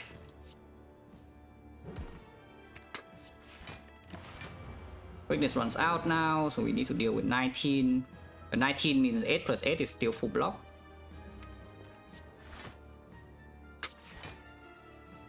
Vulnerable is running out as well though. That is maybe a good thing. Now on the other hand though, you could... Actually, I should have thought about that before playing the cards, because there is a hand in here that just full blocks. So I could have actually killed it right now. But now it's too late, yeah, because if I play this, I guess I can still play the Strike and it's safe because it goes to 6, it goes to 21, so it doesn't kill itself. But depending on the Immortal right now, I could just split it immediately and play the Feel No Pain because Power 2 Second Wind is in here. So I can force the... I can always survive the turn with Game Blue and he can vulnerable into Ritual Dagger and probably kill. I should see the Immortal card right now though, because that is actually a reasonable plan, yeah. But that was already the wrong line, because I should probably just kill immediately and play Feel No Pain and keep Immortal instead. Oh, Anger is actually a good draw for that plan. Okay, I mean, I think we go in, right? So Penny on 3 only, so we do not instantly burst, yeah. But the Feel No Pain is played for free. I still have 18 HP here, and Power 2 Second Wind is in here to block the 40 to survive with this HP. And the Barge is also here vulnerable. So there's a decent chance I can actually preserve the Game Blue with this split, because if we delay longer here, I don't actually see what on earth we are doing, and this is already the perfect turn. There's no headbutt in here though, but you know, we have quite a bit of strength still. And Frog vulnerable and Pendip is also going up. It's 3 right here, so maybe we can Pendip on like this turn. Hopefully we just draw power 2 second win next turn, otherwise Gameless Brew is forced. But yeah, just split now. I definitely do not want to draw anger. I guess I could have advanced Pendip by 1 if I played the anger. No power through, so is this force or not? Because I could play Bash Reach to Dagger second win. And that blocks for 20, so I would survive on 1. Bash Reach to Dagger second win would survive on 1 HP. Without the potion. If it does a small hit, we can survive with power through. Not always. It is vulnerable next turn, yeah? I definitely do not want to redraw the defense, that's true. Probably. Yeah, probably. If we need to defend next turn, I can just draw into it anyway with the Gameless Brew. Because Gameless Brew right now doesn't even progress the fight, because I need to gamble away my damage. Okay, so we just Bash Reach Dagger and then second win. Yeah, this is block. Actually, Future Pain is plus. Future Pain is plus, so I'm surviving on 3. It's blocking 90, so it's 18, yeah? 18 is another 4. I'm surviving on 4. It's 22. Oh, 22 is only on 3. It's 18, is 22, 22, 25. So I have 43. I'm living on 3 HP. 3 HP actually is very different from 1. Because 3 HP does mean that if it's doing the small hit next turn, I can survive by just playing power through. If it's big hit, then of course I need to draw more block or I need to kill it immediately. But the small hit is survivable with just a power through, because power through plus metallicize 18. And it's doing 20 only. And I could have 21, so I could survive on 1 next turn if that's okay. Okay, so we go for that. Bash Reach Dagger second win, yeah? No, 5. I can win this.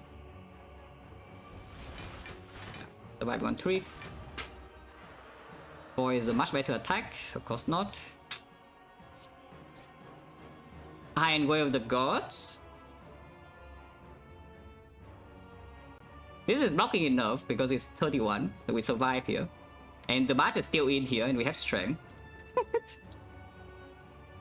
Now the annoying thing though is that my Immortal is screwed, yeah? I need to play Forecast this turn. I do need to play Forecast this turn, so my Immortal is just screwed. So hopefully it doesn't draw into something important, like maybe this or this. Oh yeah, the Iron Wave of the Gods is here and the power 2 is blocking enough. Yeah, this is 23, yeah? We have this. And okay, I need to play this. Oh, you can play the Strike, but you know, let's play the freaking Immortal. That is quite a bad thing to see here, but we still have D2 next turn sometimes. This is just screw. The relic support cannot be set up, but yeah, the boomerang is here. We also do not even die this turn. So you don't need to kill it yet, which means we are out of the fight.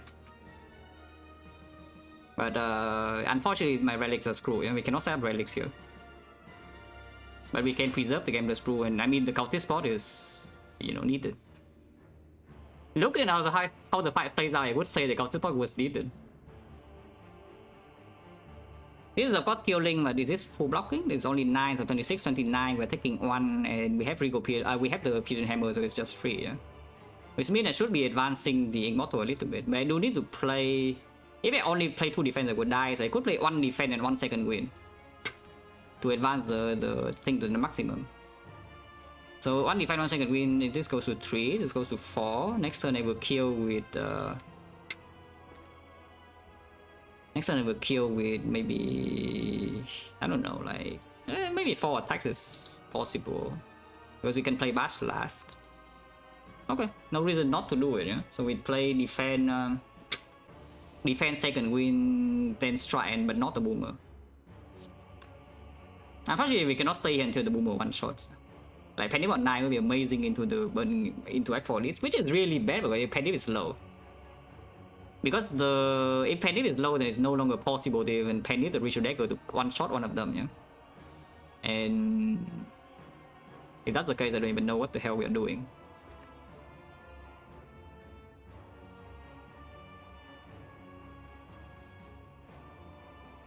It's just that we have the Immortal, but what does Immortal really do in the Spear and Shield fight if we don't have Panic? Sometimes I guess you can Immolate, have what Immolate. And if the Vulnerable also lands, then it could happen, Immortal setup. So that's all we can do. We have the Gambler's Brew to make force it to happen too. Oh yeah, defense I can win. This doesn't die. We have 28, 31 total, so I'm going to 1 HP. We play the strike here. This kills though, but we don't play that. It does die next turn, right? Let's just double check if I'm stupid. I mean, you can always bash first, or it always dies, but let's check just in case. So 13 strength, this would be 22, 22, 44, 44, 22, 66. Yeah, okay, it's Giga dead. Char is only 323, so it's not super likely to be able to bail me out. Iron Wave is not good enough here. It needs to be powerful to delay one more turn. So it must kill now. But we can get Immortal on 8 at least. And the Pendulum is on 3. At least we can preserve one potion, but the other potion was pretty strong and it was still used.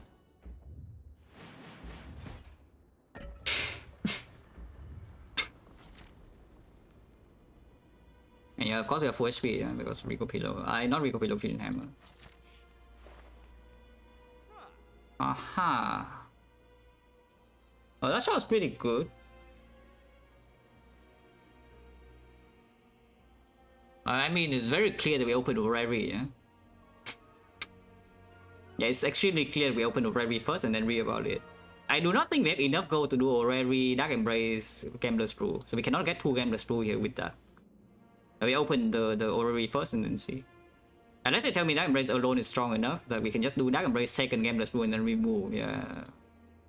No. So of course we open Orrery first. And probably take a different potion, all of these is still fine. We'll win plus, I can feel the pain. Oh, that's actually a lot of output. This is not it. This is not it either.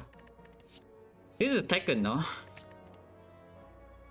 No evolve. If there's an evolve or medkit in here, I guess medkit and the thing doesn't show up, it doesn't work. Yeah, if there's an evolve in this Orrery, then actually we're cooking. There's no evolve though.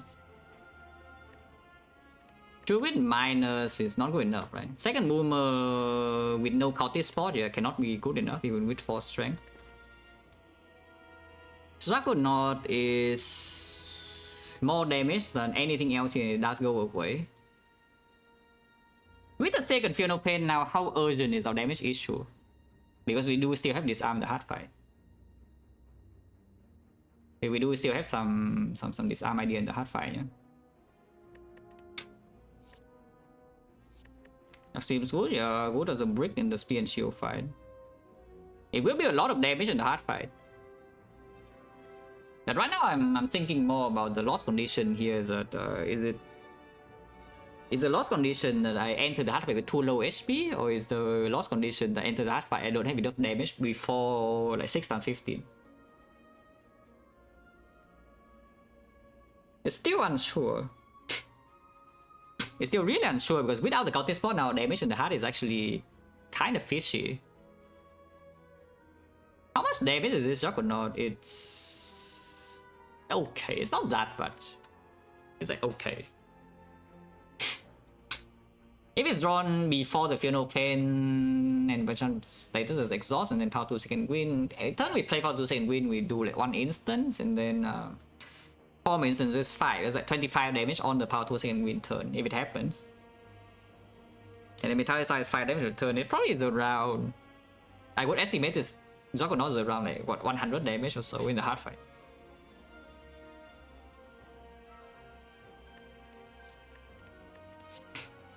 How about the brutality? The hard fight will go quite long. And now that we have this like Dark Embrace, second win thing, just drawing +1 per hand. Especially with this, like with double Fear No Pain here, if you can line up power 2 second win your turn. If you draw only one piece compared to drawing like both at the same time, your turn output is extremely different. And the hard fight will be quite long, so you know this card could perform. Otherwise, you can take second inflame. Second inflame is not even the worst thing if you're scared of damage output in the hard fight being bad. Right, this is unclear. The whirlwind is only in spear and shield, and the hard fight is just worthless.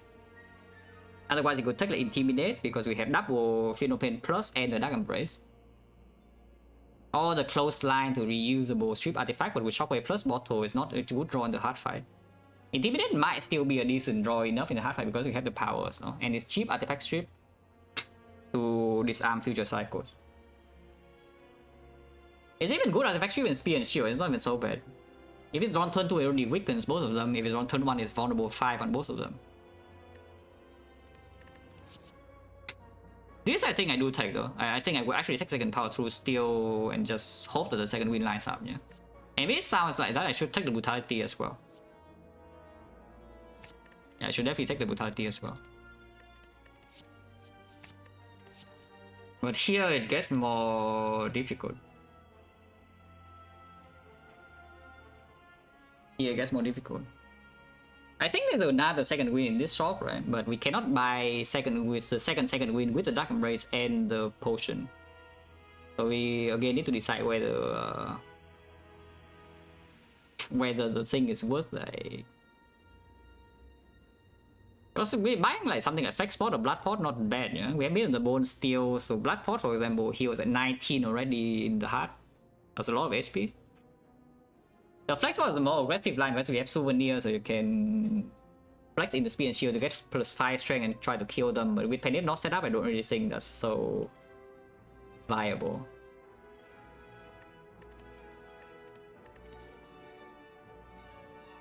But yeah, I think Intimidate is good enough to add in this kind of run. I think Intimidate. Yeah, this Juggernaut. The heart we can probably block 2 cycles with the second power 2 and second Phenopain. Hopefully you can block 3 cycles now though. So if 3 cycles and the bond skill is really doing 144, yeah. With a 4 strength Penny. It's not enough damage. Actually, it's not enough damage.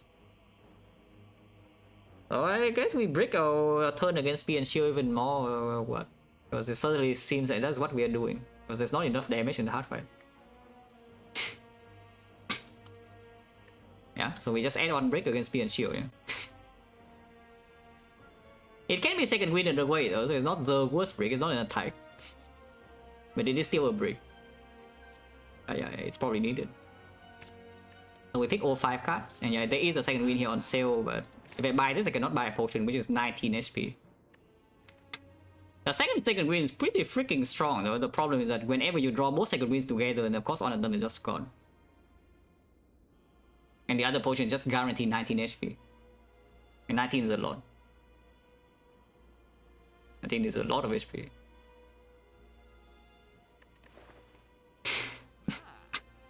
And yeah, whenever you do draw 2 second wins together in the same hand, yeah, one of them is gone. And then you just lose 19. I think we should buy the potion. I think we just buy HP. Okay. Could easily die in this Act 4, could also win. I should think a little bit about this turn, because we can apply debuff here.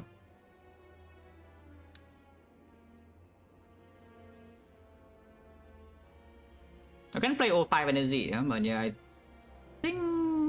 I think the debuff we want to land is disarm and vulnerable, right? Because playing Phenopain into Dark Shackle first is the least committal, you know, out of them all. Now, hopefully Immortal doesn't screw me. There are a lot of bad things in here that Immortal could draw into. This hand is really good enough. Yeah, I don't actually want to draw more cards this turn. I want to draw next turn. Ideal draw from Immortal, of course, is Brutality. Maybe you can say Offering is good too, but yeah. Hopefully Immortal doesn't freaking screw me. Maybe start the turn with Phenopain Dark Shackle first and see the card.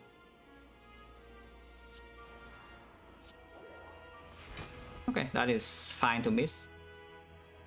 So we do I mean, weakness blocks more next turn, so maybe I should just disarm here first and then shockwave. Yeah, weakness just blocks more next turn already. Unless we draw into second shockwave or the infinite and play it. Which I guess could happen, yes. Especially, I mean, I don't want to Gamblers Brew here though, unless I'm like eager dying, because it's like we'll just drop a new potion and we can use Blood Pot, yeah? With the meat and the bone and heal back, and have the Gamblers Brew in the hard fight, which is not even so easy. With a deck with 8 Funeral Pain here, saving the Gamblers Brew for late cycle in the hard in order to line up power 2 second win one time, it's just full blocking one time. Like it's so much HP, this potion. Blue thing over Prowler in 2 months, special lot. The thing that helps you see man mechanics so cool, yeah. Extension very nice. Right? Like shout out to VF service. Like the only good member in the spy community out of everyone. Everyone else just doing nothing, you know. VM does all the job. Yeah, VM does everything. Everyone else just coasting along. Okay, Asuki can be the second good spy member community. Spy community member. Asuki can be the second good one. Sure. Yeah, everyone else just doing nothing, you know. Just play the game. I mean, it's hosted by Baylor. Maybe Baylor could be the third. Also another good community member. Okay, afterwards everyone else is useless, yeah.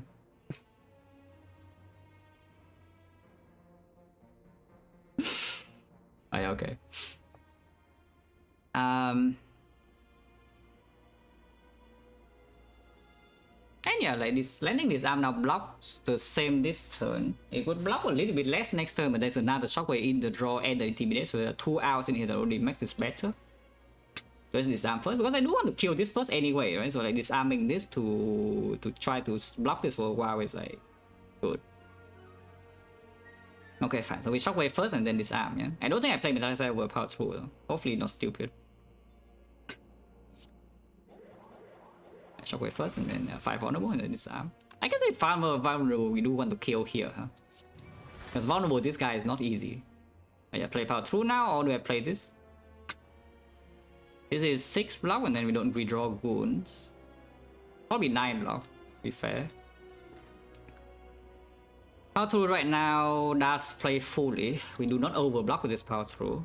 In the redraw, having goons in redraw is not the worst thing of all time, but there's only 1 second win, 1 headbutt. No like burning pack or whatsoever. And this also makes a Juggernaut maybe a little bit better too. And in redrawing this and the 3 bricks, we have the brutality. Just play power through. There's a good brick. Oh yeah, the intimidate, the shockwave draw, yeah, the disarm zone is better. And we're not even taking that much damage here, you see. Unfortunately, this is only 103, so it doesn't one-shot this. Like, it's not the relics, it's not set up. Now here's the question though, is that do I dagger here or not? Of course we are playing dagger now, yeah, but if I dagger here this, then we can probably kill this next turn and then just disarm this and then hopefully block it. The problem of course is that if I dagger here I cannot turn around, so I'm taking extra this turn. Like a lot extra. Base is 8, so it goes to 9. So it does go fully to 9, so we take extra 12 damage in order to play the dagger on this side. I think it's just good though to play dagger here. Because next turn, like, how on earth do we block this? Unless I only draw into some offering or second win, but then the fight is already okay, yeah? And otherwise I can feel back HP with this. Dagger here now.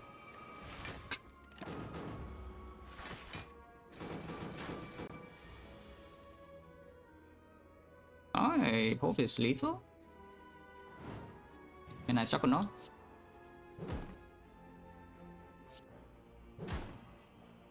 The Iron Way of the Gods. And yeah, you see, right? I took like extra damage last turn, but now suddenly this guy is dead. Okay, so we have a decent amount of HP into the heart, yeah, most likely. And it's maybe playable. This roller has been quite decent. It's not the best roller, because the best roller I don't even take damage. But it's very good. For now. For now, this roller is very good. I mean, it could change though, but you know, for now it's good. Yeah, still wicked next turn, yeah. And it doesn't even deal damage with the disarm. Can you set out in the hard fight? Not super important. Of course, a good lie to do it, but it's not important. I think we just headbutt the power through to you know, block next turn and then relax.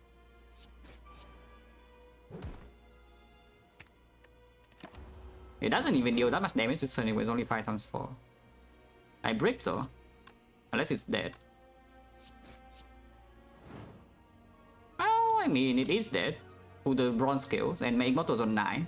So I don't take any more damage in here. I don't get feed, but I don't keep both my pots. And my immortal setup, so that's fine. It dies to 2 hits, yeah? So I go to 1 block and then it's dead. Yeah, Dark Embrace and offering bottom deck, but it's okay, you know, because Ritual Dagger got me a nice relic, nice potion. And Chain, yeah, that will do nothing.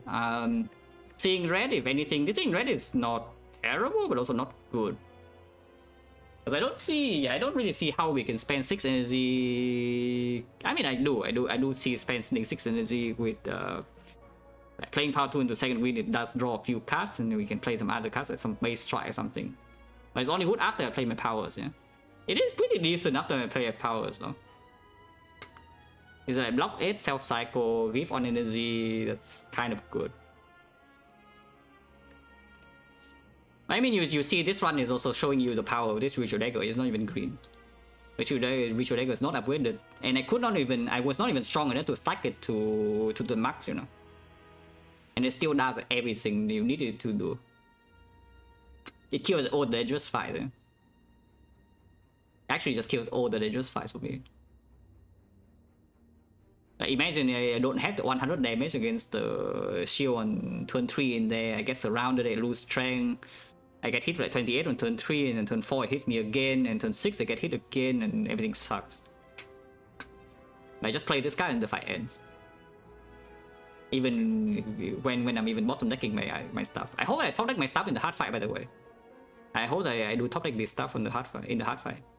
Because the Spear and Shield fight at bottom deck, like Dark Embrace offering Brutality and Juggernaut, yeah, and the second Fear No Pain. So I hope that in the hard fight I can draw these cards. But this is not it. If anything, seeing red. I can see seeing red though, because we do have a lot of time in the hard fight, so eventually this guy will just become good. And we do have Gambler's Rule to cover draw a little bit too. First cycle, the hardest weapon, I'm not even vulnerable. So the multi is dealing 1 times 15 and do not even necessarily need to disarm. Yeah, I think seeing red is just fine. This potion, of course, is not taken. This is still plus 7 HP. This is healing 19 and right now it only heals 12. And 7 HP, of course, is worth more than 10 damage in the hard fight here. Okay, Juggernaut is on top. Shockwave must be played, so I hope that the Immortal doesn't screw me again. Because if Immortal draws a Dark Embrace or something, then we have to play it over the Juggernaut, yeah? And I just miss damage. Strength Power for what? You want to die first cycle here with being vulnerable. I would never use the Strength Pot in this fight, yeah? I will just block vulnerable. Starting the turn with Shockwave does mean that if I draw Fear No Pain, then I'm losing a bit of death. Shockwave is the only card here that must be played this turn now. So it kind of makes sense to just start with it. Okay, drawing a strike is fine. And we just play Juggernaut, Metallicize, and then sit here. Any reason to save this Blood Potion once I go below the number? Because, yeah, I don't think so. There's no, like, Red Skull, there's no... Yeah, there's like, just no Red Skull, no Fairy, no Lizard Tail. So you could just drink this once and guess maximum value. Yeah, not vulnerable. It's not getting a value yet though, because it's 19 HP and only heal 18 right now. Okay, Fear No Pain is here. Flash of Steel is losing 2, but your Gambler's Rule this one doesn't make sense, and we save the Gambler's Rule for later. Double Fear No Pain. The Intimidate still doesn't actually do anything, so we just sit here, yeah? We don't do anything. We play 2 Fear No Pain and take the sit. This Gambler's Rule is not good enough, and Intimidate being played now doesn't actually do anything. It blocks 0. And later on, you can redraw into this ship artifact and also self-cycle. Dark Embrace is a much better redraw when you're relying on the disarm. Still no Dark Embrace, no offering is a bit scary, you know? And taking this hit is also a bit scary, but this fight is developing okay. And yeah, Juggernaut deals damage. Okay, Dark Embrace is here. We drink this now, there's no reason to hold it now. Okay. Okay, now what? Do I want to save the Dark Shackles or not? Because I could just Shackles it immediately. And then maybe do double disarm in the the future cycles. I can also just take this hit, yeah? Because right now if I end turn, I take like no damage. It's just that if I play Dark Embrace now into Dark Shackle, I do draw some cards and maybe I can do the blue candle. If I just play the Dark Embrace and end turn when I'm full blocking this hit. Because Orichalcum, Feel No Pain, Metallicize blocking 17. So it deals no damage and I have Dark Shackles and redraw. That has to be stronger, right? And I do draw +1 here for next turn, which could be used with the Gambler's Brew to set up the Shockwave before the artifact comes in. It does mean stripping artifact is a little bit more difficult for the disarms, but it's okay. Unless you tell me weakness is not actually important, we can use the Shockwave to ship artifact instead. Because yeah, weakness here is still first attack of the second cycle, yeah. Afterwards we have the Intimidate for 1 more weakness. But if we keep disarming, the Heart amount is dealing 0, so it doesn't even need to be weakened. No, I think there's no reason to play cards here, like we just play Dark Embrace end turn. You could play Emulate, but yeah, I don't think so. And yeah, we full block this turn and draw +1. Passive damage going in, yeah? We actually played Silence, like Strike now, we never play attacks and the passive damage just goes in. Yeah, I could certainly see just using the Shockwave to strip artifact. Like, we do not need to reapply weakness here. Reapplying vulnerable is pretty important, to be fair. Oh? Oh, we can headbutt the Intimidate now. I don't want to Gambler's Brew this hand because, you know, like statuses and such. They can headbutt Intimidate now, strip 1 layer, yeah, so at least the Shockwave is applying 3 vulnerable extra. And we do also have the bash in here to draw into and maybe disarm it second cycle as well. And there's offering still here still. And we draw +2 next turn. Okay. Just headbutt Intimidate, yeah? I think that's already the best thing to do here.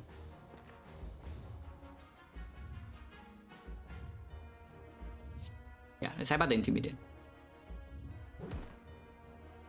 We just do nothing in the first cycle, but you know, the Heart is scaling itself to a passive damage and our power is like kind of set up. Let's don't play attacks. Thing is here. Okay, we do land the debuffs. Okay. Yeah, Intimidate, Bash, Strip, Artifact, and then can Shockwave. Eh? So it is fully weakened again. And I still have Seeing Red offering in here in case I draw into the disarm. Start with this. Brutality is fine. Bash and see the card. Or you can play Brutality first and see the card, but I'm pretty sure Bash always play. We might not even play second win this turn, though, is the thing.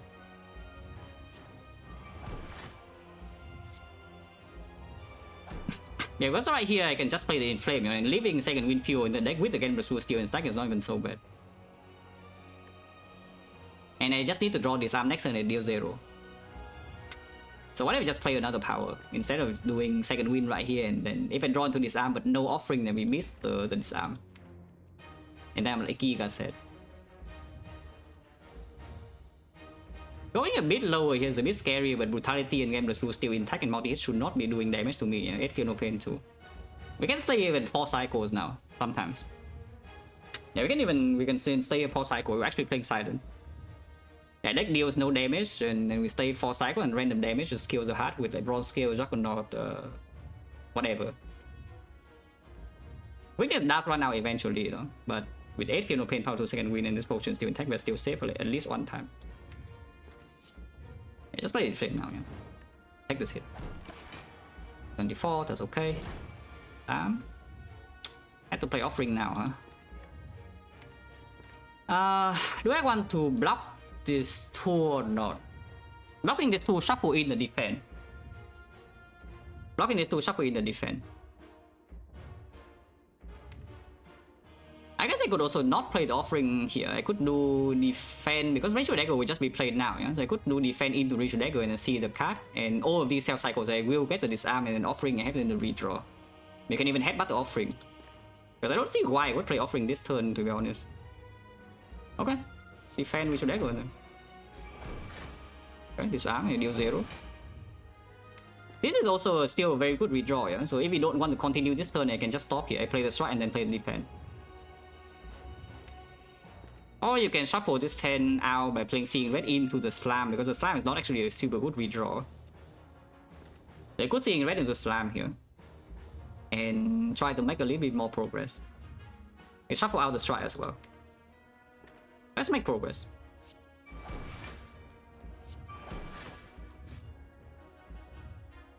Saving Mortal for next turn over 5 damage seems fair.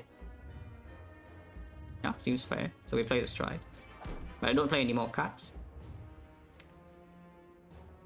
Or you can keep going, but I think keeping this right here is just fine.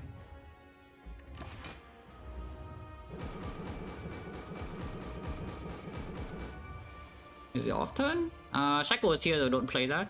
We do have another disarm in here, yeah? And there's a headbutt potential with the second wind as well. Start the turn with Iron Wave and see the card. Oh, power to second wind now, huh? So blocking the big hit is a little bit harder, but I guess I can still Gambler's Brew. It's still weaken first attack, yeah? Playing the feet now. Can draw into something I don't want to draw, but then we don't force energy.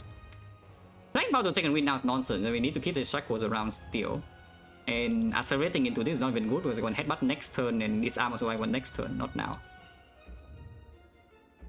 Let's start with the feet. I don't care. Yeah, Penny here is like on more damage. I don't care. I just want to see the card first. And this also blocks me with a bit of death, like 1 damage. Immolate, and now we can Penny this instead. 112. It's already maxing out though. So is this damage worth it for a burn? Is this damage worth it for a burn? Because if we play double strike in here, also advancing Mortal a little bit, and Penny goes around again. I mean, Penny goes around again regardless, so it's just like a burn for. This is 13. 13 is minus 4, so it's 22, which is 67 damage. Unlucky. Yeah, 67 damage, yes. And plus the Dragon also is 572, which means we are trading 34 damage for a burn. We immolate, yeah, we immolate. 34 damage for a burn, I don't take. Immolate, and then let's still play strike, of course. Take it first, not a problem. This hand is a bit of a problem though, but we can start with struck and see.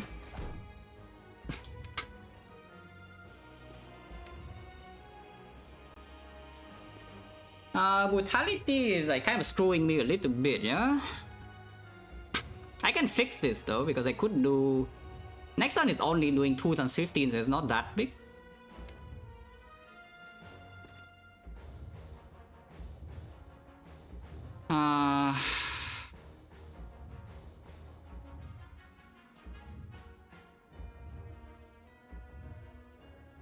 If I use Gambler's Brew here, I could die next turn. Is what I currently do see, but it's not likely that I die next turn. If I don't use Gambler's Brew here, can I die next turn? No, because otherwise I can just sit here and then it kills itself. I play 2 defense and end turn. I say I just play 2 defense and end turn. Like, how does that look? Yeah, 2 defense end turn, yeah, and it does. We block for 5 more each here, so it's plus 10. So we have 18. 18, I'm taking 17 and go to 16. 16 next turn is only doing 30. And this is plus 5 still. And we can gamble all of this out. I do need HP offering. Because the thing I see with Gambler's Brew right now is I could completely break next turn and suddenly it's no longer like great, yeah. Completely breaking next turn is not the worst. I do have 2 burns, but you know, I block 9, so at most attack 21, and of course this turn I got full block with Gambler's Brew. Yeah, Gambler's Brew this hand would be 4 cards only, I would assume. Yeah, 4 cards only. And if we bottom deck exactly headbutt, then can also flash of steel or disarm into it. Yeah, so it would be something like this. It's like 1, 2, 3, 4. We would game away 4 cards. And then play headbutt, the second win. And then play the self-cycle card, either the flash of steel or the disarm, and then second win the cards. And that would, I would assume that is full block, but sometimes maybe it's not, because it is only 2 cards here to do. The second win is blocking for 26, is 23. Plus the disarm is blocking for, because I need energy to play disarm as well, there's no void in here, yeah? Okay. So I play headbutt, I play another card, that's 2. I play second win, that's 3. I play disarm, that's 4. That's minus 12. The second win is gaining 26, sometimes more than that. If it's exhausted burn, will be perfect, but let's calculate it's not exhausted burn. There's 26 on the second win. Plus here is 34. 34, 39, 42, and minus 12, so 30. I'm taking 5 and lose the game plus pro. Otherwise, like how often do I brick next turn? Because we do draw plus 6 already. Yeah? Is it 7? Is 8? And the draw pile here we only have 20 cards. And the Dark Shackle is full block.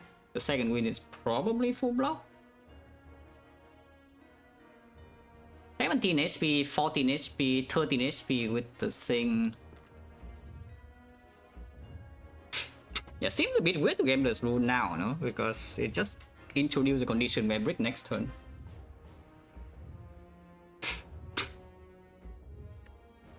If I game this rule next turn, I do need to kill it before the next attack though, and then my HP is going low, so the so bit of that can also own me a little bit, and offering is hard to play. Let's still go to like 6 and 6, you know, we can start the turn with defense, it's still okay. Oh yeah, double defense here we deal 15, 18 damage, and it goes to 263. 263, next turn attack 48. Next turn attack 45, so 218. Not playing Bash here is also not that easy to deal damage, huh? And the chance to actually preserve the Gameless Rule next turn is extremely low. Because I see +1 here, yeah? So I will play this Arm Flash of Steel, so we see 3 cards. And in these 3 cards, it needs to be something that full blocks. Otherwise, I will need to Gameless Rule all everything, and then I don't even deal damage.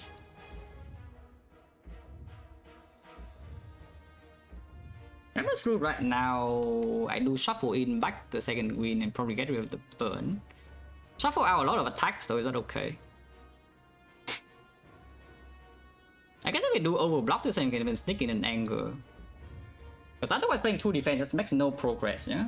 And then it goes to still 200 and it's no longer vulnerable with the frog, so it's not even so easy to deal 200 even with the Juggernaut damage.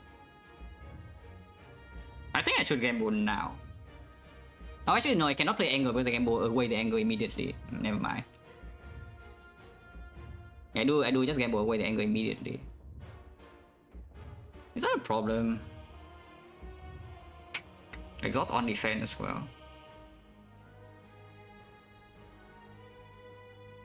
But there's still Dark Shackle to block the next multi-hit as well though. But if I Gameless Rule now, then it's not even an hour anymore.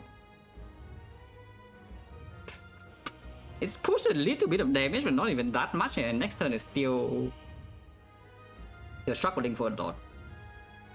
No, I think I should just end this turn here. Like we play double defense. Should I play this 36 damage or not for 3 HP? But I'm pretty sure I'm just playing double defense here. This might be playing might be ghost playing, might not be. 36 damage is quite a lot here for 1 card, even though it does lose me to draw 3 HP right now.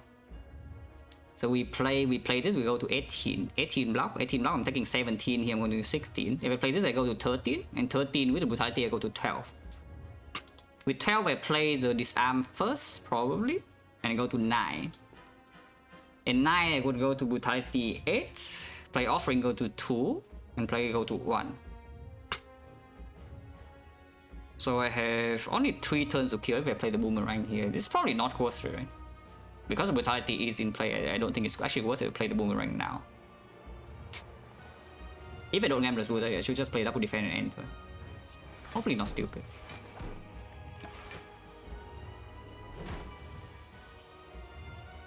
Oh, drawing a burn here is not good. Yeah, disarm first. Well, gamble blue it is, and we can still die, but unfortunately I completely bricked this turn. Oh, that is really bad now because the dealing damage is not even so easy here. Because breaking this hand implies 2 things, you know, is that number 1 is that I don't draw my block, number 2 is that I draw all my damage. So if I gamble away all my damage, then the drop has no damage. And the next cycle is also uncertain, yeah. So we have to gamble this brute now and somehow push for a kill or a full block next cycle, which is difficult. Without vulnerable. So with Bash, I'm thinking about it. Because the Bash does apply damage on the off turn. A lot of damage in fact, but of course it increase the chance to die because I only gamble 5 cards. And we need to bluff for quite a bit more in order to survive. But they are big outs, so the offering probably always save me this turn. Dark Shackle is full blocking immediately, and then second wind shoot full block unless they draw into all attacks, so I can just die, draw into every single attack and die immediately. But I think so, yes. I think I should probably keep the Bash. I should probably keep the Bash, so we gamble 5 cards and could die immediately now. Okay, second wind here, offering is here, so we definitely do not die this turn. That also means I play offering now, by the way. Like, of course we play offering now and just go in. Shackle is also here, but yeah, these turns are very good with Bash. Can Dash Shackle is immediately here with second wind also full blocks. If I second wind now, I don't have any more. I will draw into all of these though. Is that okay? How many cards am I exhausting? Like 1, 2, 3, 4, 5. I will exhaust 5 cards. And we still need to have some defense in the deck in order to even play attacks. Yeah? If I don't have defense in my deck, I cannot play attacks. Because I die to beat up that.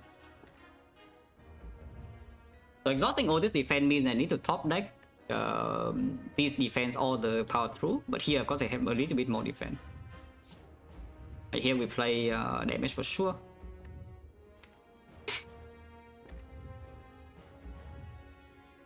I mean, no matter what, Shackle is just gone, so is there a reason not to play Shackles now?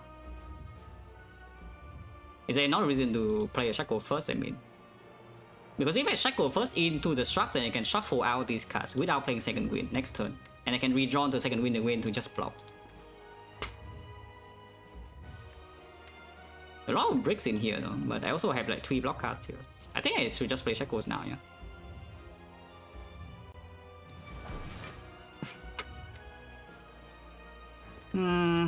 Power through here is a little bit weird.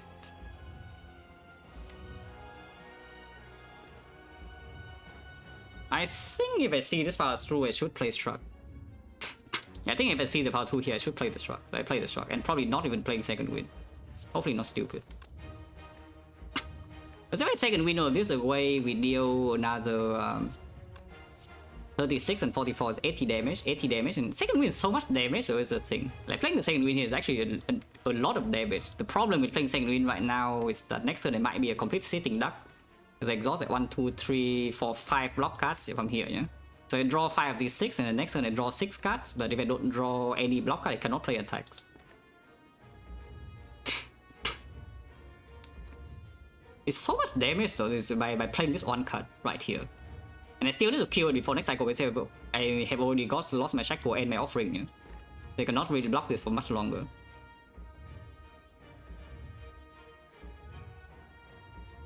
I want to play all 3 attacks, so the only energy I could play here is maybe second wind. Playing anger, shuffle in and anger, and maybe that's bad. But advancing Penguin to 7 is also good.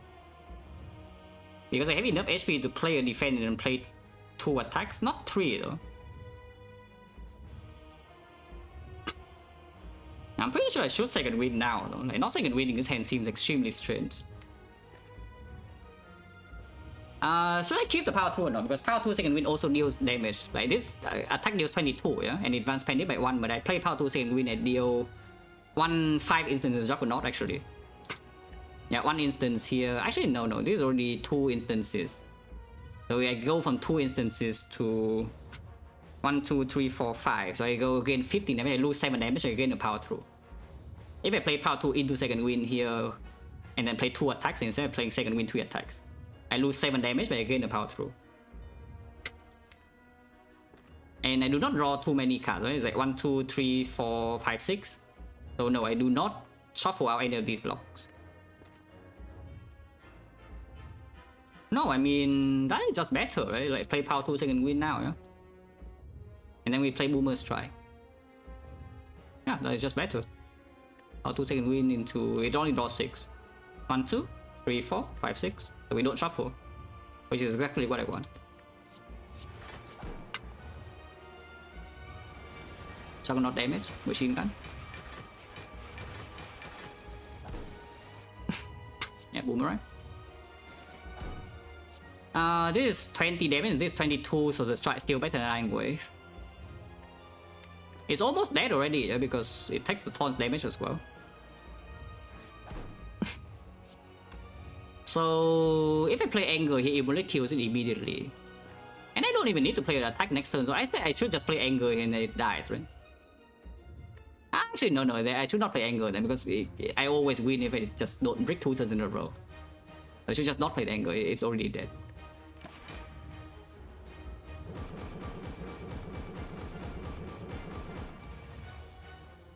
Yeah, it is already dead. It will kills immediately. Die.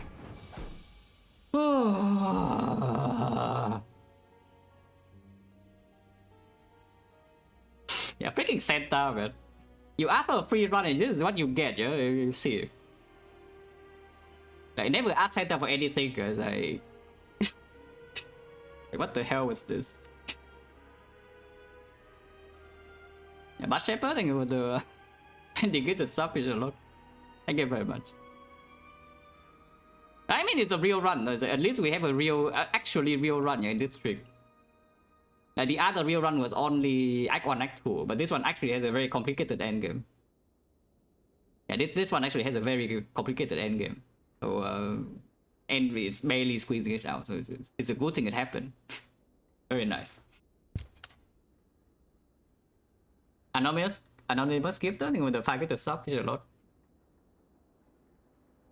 That was good though, like barely winning is actually the best feeling in this game, yeah? Barely winning the run.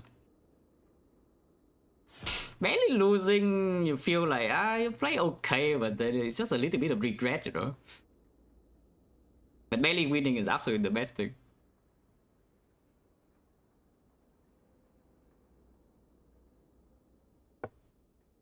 OT Jock, thank you for the gift the sub, is a lot. And White Master Lisa, thank you for Prime sub, is a lot too. It's double, thank you for the sub in 9 months, is a lot. Yeah, there are a lot of calls to make in this run, yeah, and I'm not sure whether I made all of them correct or not, but I think my calls were pretty good at this. I mean, it wasn't pretty good at it, I would freaking die. But the souvenir into preserving resources, using counter spot in the Awakened one after recognizing the turn by the turn 2 the draw is not good enough. And then yeah, Act 4, you know, just barely enough resources. The Ritual Dagger, middle of Act 2 because like Paper Frog. Even buying the Pendant. I mean, maybe the spoon is popping off, but you know, with how the end game here happened, yeah, that we kind of need the cast to exhaust, I don't know whether Big Good Ritual Dagger will do anything good or not. You kind of need the Dagger Brace in the Field of Pain to, you know, draw and block.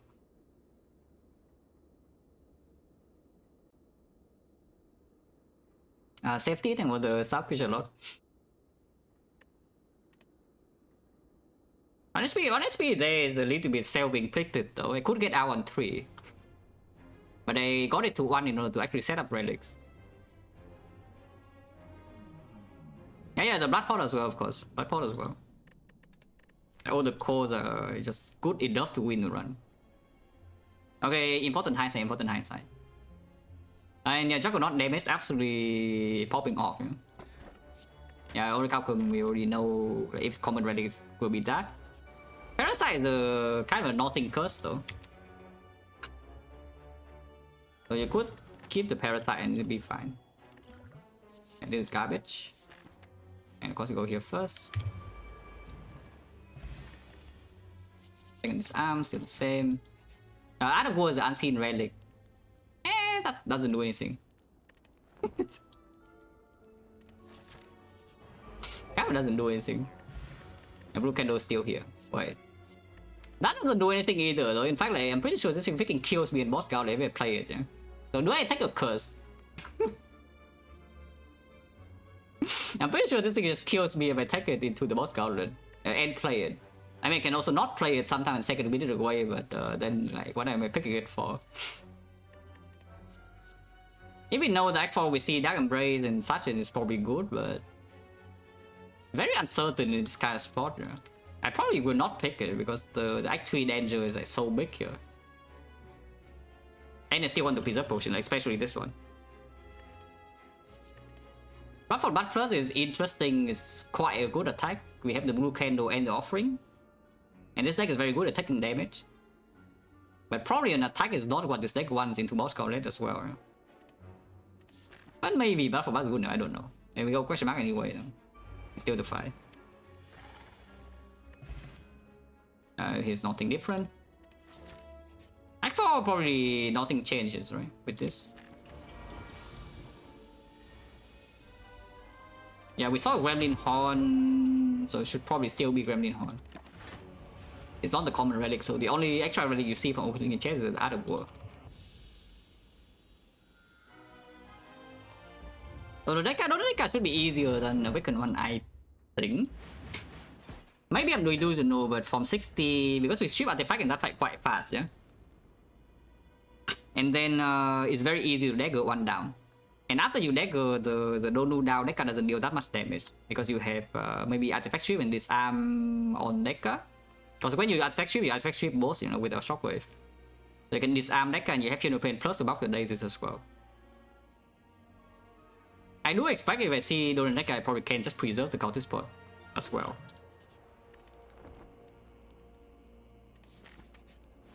But I mean, this is still the same. Already it was great though, we picked 5 cards. It's already was like not the best thing of all time, you know, it's good enough, yeah. I picked 5 cards. And all of them are good. You know, I picked 5 cards, all of them are good. Like, cannot ask for much more. With the cultist spot, we definitely cannot preserve it, but if we pretend we can preserve, we can buy this, but let's just not do that. Actually, I need to see draw order here though, because this time I have a curse. The last order was extremely good. I guess Immortal is not intact, but we can just add Frozen Eye.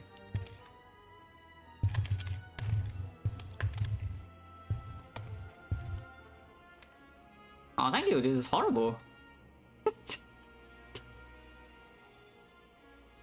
Oh, thank you, Parasite. Yeah, you have a Parasite and now this draw order is like this, yeah, and you're dead. Also, this version the deck doesn't even have an offering. You open the chest, you lose an offering, gain a useless relic, gain a curse, and gain a terrible draw order. Yeah, amazing, thank you. And you can pretend that somehow you get through this skill. You have Frozen Eye into the heart, so you can see the draw order there as well. Being red probably is still okay. Oh, still okay.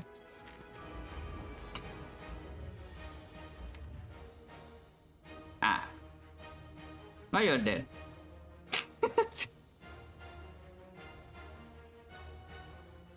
Interesting. Oh yeah, opening a chest, yeah, complete freaking death trap right there, but I avoid the death trap. That I mean, let's talk about it, right? The chance that the small chest gives me an out is not that high, yeah? It was exactly like maybe 5 relics. The Mega Prep, Sentinel Puzzle, Red Skull, Self-Forming Clay, and pentagram. I mean, you can count horn crit as half a thing, so maybe it's like 6. And then we didn't even low roll the curse in this spot. Like we got Parasite, which is like one of the most manageable curse out there with the blue candle. But we just gained nothing.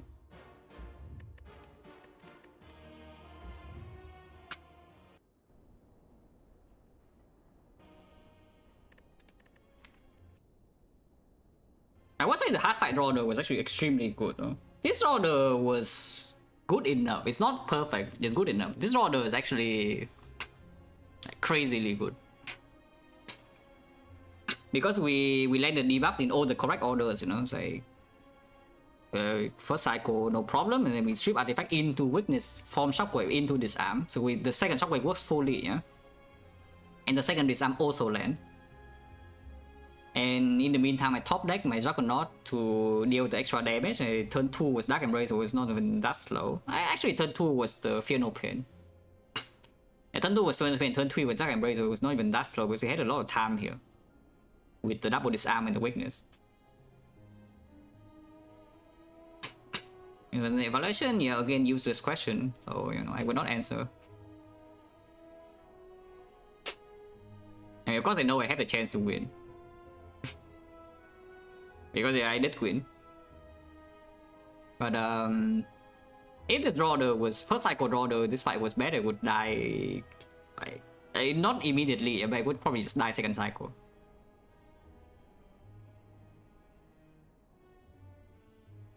I do have the gameless rule though, so it's not that likely to completely screw me. But the fight is tight enough that I need the gameless rule to block future cycle as well, because I break one turn and will die later.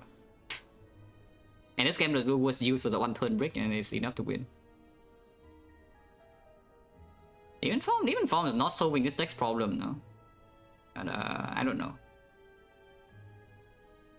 Probably not. Feed HP also matters. But to be honest, if you see all the powers and you can claim that Fiend Fire is better, I don't think this Reaper ever outperforms the Feed though. Maybe you can claim Reaper outperform because Reaper is just better here. Reaper in Act 4 definitely is worse, no? By a lot.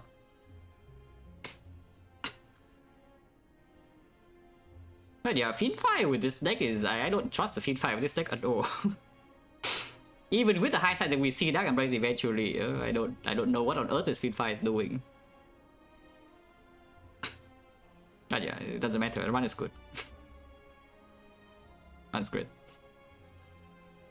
And once again, you can... If anybody was confused about what I say... what I meant when I say this deck has extremely bad rise around at the end of Act 1. Like, you can see what this one is. You can see how it develops and you understand why I say, okay, this is not actually a comfortable situation. Even though our deck is extremely strong in early game. Into effectively free energy, yeah? Like, we get free energy relic with a deck that's very strong in early game. I say this position is extremely uncomfortable. And you can see how the run develops and you understand. Yeah, exactly. Bad why is that the run actually has a chance to get clapped. Like if Ironclad decides to do it and suddenly the run like, completely sucks. A good run, you can prevent this from happening immediately in Act 1. And then you can take this relic and then you're chilling. But this deck is not good enough. Infinite, yeah, Infinite will be fast enough for sure. Also, that Infinite, you're dying to beat of death, so it doesn't work. If you play that Infinite, you die to beat of death. Okay, let's get out of here. That was a good run.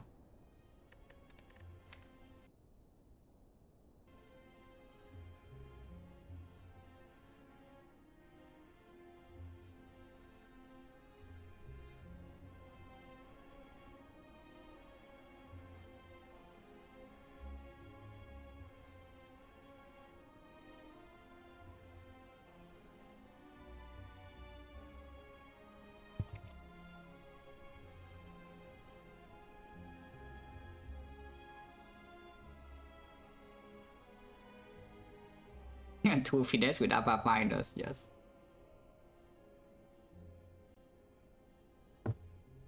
We just see a rage plus, yes. It was compared to Struck. In hindsight, I don't know whether the rest would outperform Struck or not, because the main use for the Struck was just for the boss gauntlet. Yeah? That's okay in the time meter and that's okay in the Awakened one. Rage would also do okay in those fights. But in Act 4, the Struck is more likely to not be terrible.